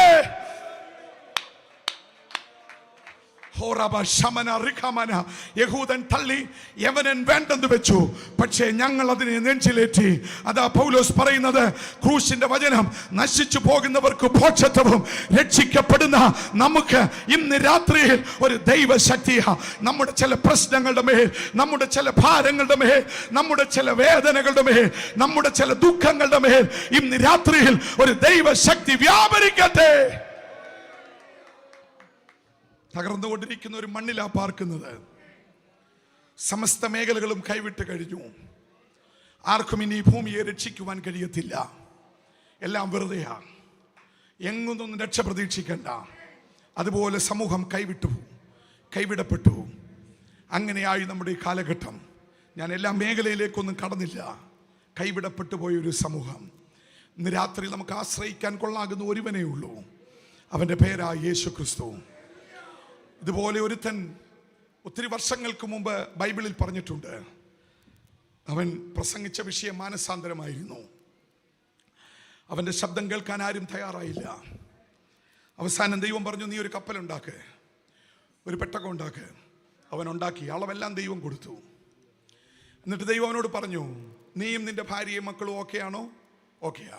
മരുമക്കളോ? അവർ ഡബിൾ ഓക്കെയാ. കയറ്. കൂട്ടത്തിൽ നാട്ടിൽ നിന്നും കാട്ടിൽ നിന്നും ഓരോ മൃഗങ്ങളെ കൂടെ കയറ്റണം. ഈ രണ്ട്. കാരണം പുതിയ ആകാശവും പുതിയ ഭൂമി വരാൻ പോകുകയാണ്. ഒരു പൊട്ടനെ പോലെ, ഒരു ഭോഷനെ പോലെ ലോകം മുഴുവൻ കളിയാക്കിയപ്പോൾ, ലോകം മുഴുവൻ നിന്ദിച്ചപ്പോൾ അവൻ്റെ തല താഴ്ത്തിയല്ല, തല ഉയർത്തി അവൻ പെട്ടകത്തിനകത്ത് കയറിക്കഴിഞ്ഞപ്പോൾ ദൈവം അവനോട് പറഞ്ഞു, വാതിൽ നീ അടയ്ക്കണ്ട, ഞാൻ അടയ്ക്കാം. പറഞ്ഞതിൻ്റെ കാരണം, അടുത്ത ഒരു വർഷം ഈ കപ്പൽ വെള്ളത്തിൻ്റെ മുകളിലാണ്. അത് താഴേന്ന് തുടങ്ങിയ ഈ പോക്കിൽ ഇത് പർവ്വതങ്ങളെ തട്ടും, കുന്നുകളെ തട്ടും, പാറയിടുക്കുകളിൽ പെടും, മലവെള്ളപ്പാച്ചിലിൽ പെടും, വെള്ളച്ചാട്ടത്തിൽ താഴോട്ട് മൂക്കുകുത്തി വീഴും. പല പല പ്രതിസന്ധികൾ ഈ പെട്ടകം നേരിടേണ്ടി വരും. നീ അടച്ചാൽ, ഒരു വീടിൻ്റെ ഏറ്റവും വീക്കായിട്ടുള്ള സ്ഥലം വാതില, ഒരു വീടിൻ്റെ വീക്ക് പ്ലേസ് വാതില, വാഹനത്തിൻ്റെ ഏറ്റവും വീക്കായിട്ടുള്ള സ്ഥലം ഡോറ. അതുകൊണ്ടാണ് ആക്സിഡന്റ് ഉണ്ടാകുമ്പോൾ തുറന്നു പോകുന്നു, കള്ളൻ വരുമ്പോൾ വാതിലിൽ കൂടി കയറുന്നു. ആരും പേടിച്ചൊന്നും പോകരുതേ. വീക്ക് പ്ലേസ് വാതില. സത്യമാ, ഈ പെട്ടകത്തിൻ്റെ വീക്കായിട്ടുള്ള സ്ഥലം വാതില. ഇതെവിടെയെങ്കിലും പാറയിടുക്കിലോ കിഴുക്കാൻ തൂക്കായ സ്ഥലത്തോ മലവെള്ളപ്പാച്ചിലോ പെട്ടുമ്പോൾ ക്ഷതം സംഭവിക്കുന്നത് വാതിലിനാ. കാരണം അതാ വീക്ക് പ്ലേസ്. ബാക്കിയെല്ലാം ചേർന്ന് നിൽക്കുക. ഇതറിയാവുന്ന ദൈവം അവനോട് പറഞ്ഞു, എല്ലാം കയറിയെങ്കിൽ മാറിക്കോ, നീ വാതിലിൽ തൊടണ്ട, ഞാൻ അടയ്ക്കാം. ഞാൻ അടച്ചാൽ അതിനി ഞാനേ തുറക്കത്തുള്ളൂ. Price the Lord. ദൈവാത്മാവ് ചിലരോട് സംസാരിക്കുക. നീ ഒന്ന് വിട്ടുകൊടുക്ക്, നീ ഒന്ന് ഏൽപ്പിച്ചു കൊടുക്ക്, നിന്റെ രോഗത്തെ ആ കയ്യിലോട്ടൊന്ന് വെച്ചു കൊടുക്ക്. നീ രാത്രി ഒരു തുള്ളി കണ്ണുനീരൊന്ന് പൊഴിയട്ടെ. ഒരത്ഭുതം നടത്താൻ യേശു ഇവിടെ വന്നിട്ടുണ്ട്. വിശ്വസിക്കാമോ? യേശുവിൻ്റെ അധികാരമുള്ള നാമം ഇന്ന് രാത്രിയിൽ ചിലരുടെ വിഷയത്തിൻ്റെ മേൽ ഈ മൂന്നാം രാത്രിയിൽ ഒരത്ഭുതമായി തീരാൻ പോകുക. ഓ റബ ശമന റിഖമന. തീർന്നില്ല പ്രിയമുള്ളവരെ. ഒരു വർഷത്തിന് ശേഷം പെട്ടകം ഉറച്ചു. ഇന്നും അതുണ്ട്. അരാരാത്ത് പർവ്വതത്തിൽ മഞ്ഞിനടിയിൽ എവിടെയോ ആ പെട്ടകമുണ്ട്. അത് തെളിയിക്കപ്പെട്ടു. എന്നാൽ ഒരു ഇരുമ്പ് പാലസ് കടലിൽ തകർന്ന ചരിത്രം നമുക്കറിയാം. ഉരുക്ക് പാലസ്, ടൈറ്റാനിക്, ലോകത്തിലെ ഏറ്റവും വലിയ ഷിപ്പ. മുടക്കിയ പണത്തിന് കണക്കില്ല. മുങ്ങാത്ത കപ്പലെന്നായിരുന്നു പരസ്യം. 2000 പേർ യാത്ര ചെയ്തു. എന്നാൽ ഒരൊറ്റ മഞ്ഞുമലയുടെ മുന്നിൽ യാത്ര തുടങ്ങിയതിൻ്റെ 2-ാം ദിവസം അത് മുട്ടുകുത്തി താഴ്ന്നുപോയി. ഒരു മഞ്ഞുമല. നോഹയുടെ പെട്ടകം എത്ര മഞ്ഞുമലകളിൽ തട്ടിയിട്ടുണ്ട്, എത്ര കുന്നുകളിൽ തട്ടിയിട്ടുണ്ട്, എത്ര മരത്തിൽ ഇടിച്ചിട്ടുണ്ട്. നിയന്ത്രിക്കുന്നില്ലല്ലോ. പക്ഷെ നിയന്ത്രിക്കാൻ കപ്പാസിറ്റിയുള്ള ഒരുവനാ വാതിലടച്ചത്. നോഹയുടെ പെട്ടകത്തിന് എഞ്ചിൻ റൂം ഇല്ലായിരുന്നു. നോഹയുടെ പെട്ടകത്തിന് ക്യാപ്റ്റന്റെ സീറ്റ് ഇല്ലായിരുന്നു. പക്ഷെ ഒരു ക്യാപ്റ്റൻ GPS വെച്ച് അതിനെ നിയന്ത്രിച്ചു. Price the Lord. ഇന്ന് രാത്രി വിശ്വസിച്ചാട്ടെ, തകർന്ന മണ്ണിൽ നമ്മളെ നിർത്താൻ കഴിവുള്ള ഒരുവൻ, അവൻ അത്യുന്നതനാ, അവൻ സ്വർഗത്തിലുണ്ട്. ഇന്ന് രാത്രി അവിശ്വാസങ്ങൾ മാറട്ടെ, ഇന്ന് രാത്രി ഭീതികൾ മാറട്ടെ, ഇന്ന് രാത്രിയിൽ വെല്ലുവിളികളെ ചവിട്ടി മെതിച്ച് മടങ്ങുന്ന രാത്രിയായി തീരട്ടെ. എന്നെ ഏറ്റവും അധികം സന്തോഷിപ്പിച്ച ഒരു കാര്യം കൂടെ പറയാം. അമേരിക്കയുടെ ലോകത്തെ കിടുകിടാ വിറപ്പിക്കുന്ന ഒരു കപ്പൽ വ്യൂഹമുണ്ട്. ആ കപ്പൽ വ്യൂഹത്തിന്റെ പേരാ 7-ാം കപ്പൽപ്പട. ഗൾഫ് നാടുകളിലൊക്കെ ഇത് ഇടയ്ക്കിടയ്ക്ക് വരും. 7-ാം കപ്പൽപ്പട കുറച്ചേറെ കപ്പലുകൾ ചേർന്നൊരു വ്യൂഹമാണ്. ഈ കപ്പൽ കടലിൽ വന്നാൽ അമേരിക്ക വന്നതിന് തുല്യമാ. പിന്നെ പെൻഡഗണൊന്നും വേണ്ട, എല്ലാ ഓപ്പറേഷനും ഇവിടെ നിന്നാ. എത്ര ഫൈറ്റർ ജെറ്റ് വേണമെങ്കിലും, എത്ര സോൾജിയേഴ്സ് വേണമെങ്കിലും, എത്ര പീരങ്കികൾ വേണമെങ്കിലും, എത്ര മിസൈലുകൾ വേണമെങ്കിലും 7-ാം കപ്പൽപ്പടയുടെ കയ്യിലുണ്ട്. അത് പോയാൽ തീർത്തേ വരത്തുള്ളൂ. ഇതാണ് 7-ാം കപ്പൽപ്പട. ഈ 7-ാം കപ്പൽപ്പടയിൽ ഒരു പ്രധാന കപ്പൽ പണിയാൻ അമേരിക്ക തീരുമാനിച്ചു. അവനാണ് ജലരാജാവ്. അവൻ ക്രീഡം വെക്കാത്ത രാജാവ്. ആ കപ്പൽ പണിതു, അവർ പേരിട്ടു. അതിൻ്റെ പേരാ എന്റർപ്രൈസ്. അമേരിക്കയുടെ 7-ാം കപ്പൽ വ്യൂഹത്തിലെ അതിൻ്റെ തിലകക്കുറിയായി നിൽക്കുന്ന ഈ എന്റർപ്രൈസ് എന്ന് പറയുന്ന കപ്പൽ അവർ പണിതപ്പോൾ, അത് പണിയാൻ വേണ്ടി പ്ലാൻ ചെയ്തപ്പോൾ എഞ്ചിനീയർമാർ എടുത്ത അളവ് നോഹയുടെ പെട്ടകത്തിൻ്റെ അളവാ. 1200 അടി നീളം. Price the Lord. ഷേപ്പ് നോഹയുടെ പെട്ടകത്തിൻ്റെ ഷേപ്പാ. എന്താ? ഇന്ന് ലോകത്തെ അടക്കി വാഴുന്ന സാമ്രാജ്യം തങ്ങളുടെ ഏറ്റവും വലിയ ശക്തി കേന്ദ്രമായ 7-ാം കപ്പൽപ്പടയെ നയിക്കുവാൻ എന്റർപ്രൈസ് എന്നൊരു കപ്പൽ നിർമ്മിച്ചപ്പോൾ എന്തിനാ ഈ പുസ്തകത്തിലേക്ക് തിരിഞ്ഞത്? അവർ തിരിയാനുള്ള കാര്യം, പിഴവില്ലാത്ത ഒരുവനാ ഇതിനെ നിയന്ത്രിക്കുന്നത്. അവന്റെ കണക്കുകൾക്ക് പിഴവ് സംഭവിക്കത്തില്ല, അവന്റെ തീരുമാനങ്ങൾക്ക് പിഴവ് സംഭവിക്കത്തില്ല. ഇവിടുത്തെ എഞ്ചിനീയർമാരുടെ കണക്കുകൾ പിഴയ്ക്കുമ്പോൾ, ഇവിടുത്തെ ബുദ്ധിമാന്മാരുടെ ബുദ്ധി മറിഞ്ഞു പോകുമ്പോൾ, അത്യുന്നതൻ ഉയരത്തിലുണ്ട്. അവന്റെ കണക്ക് പെർഫെക്റ്റാ, അവന്റെ പദ്ധതി പെർഫെക്റ്റാ, അവന്റെ വെളിപ്പാട് പെർഫെക്റ്റാ. ഇന്ന് രാത്രിയിലും പോഷത്വമെന്ന് എന്റെ നേരെ വിരൽ ചൂണ്ടിയാലും ഇതിനെ മുഖാന്തരം ചിലരെ രക്ഷിക്കുന്ന ഒരു ദൈവ ശക്തി ഇന്ന് രാത്രിയിൽ ഇവിടെ ഉണ്ട്. ഇടവും വലമൊന്നും നോക്കണ്ട, ഉയർത്തിപ്പിടിച്ചവരൊന്ന് എഴുന്നേറ്റ് നിന്നാട്ടെ. ഈ സമാപന രാത്രിയിൽ നമ്മൾ ഏകരായിട്ടല്ല മടങ്ങുന്നത്. സർവശക്തിയുള്ളവൻ, ഉന്നതൻ, അത്യുന്നതൻ നമ്മുടെ കൂടെ വീട്ടിലേക്ക് വരികയാ. നമ്മുടെ ചില വിഷയങ്ങളിൽ അവൻ ഇടപെടാൻ പോകുകയാ. ശമരിയാക്കാരിയെ പോലെ ആരോഗ്യമില്ലാതെ വന്നുവെങ്കിൽ ആരോഗ്യത്തോടെ മടങ്ങാം. തല താഴ്ത്തി വന്നുവെങ്കിൽ തല ഉയർത്തി മടങ്ങാം. ക്ഷീണിച്ചു വന്നുവെങ്കിൽ ധൈര്യവും ബലവും സംഭരിച്ചു മടങ്ങാം. ഇന്ന് രാത്രിയിൽ നമ്മളെ ശക്തീകരിക്കുന്നവന്റെ സാന്നിധ്യം നമ്മുടെ ശരീരത്തിൽ ഒരു വിടുതലായി തീരട്ടെ. ദൈവദാസന്മാർ ഈ ജനത്തിന് നേരെ ഒന്ന് കരം നീട്ടിയാട്ടെ.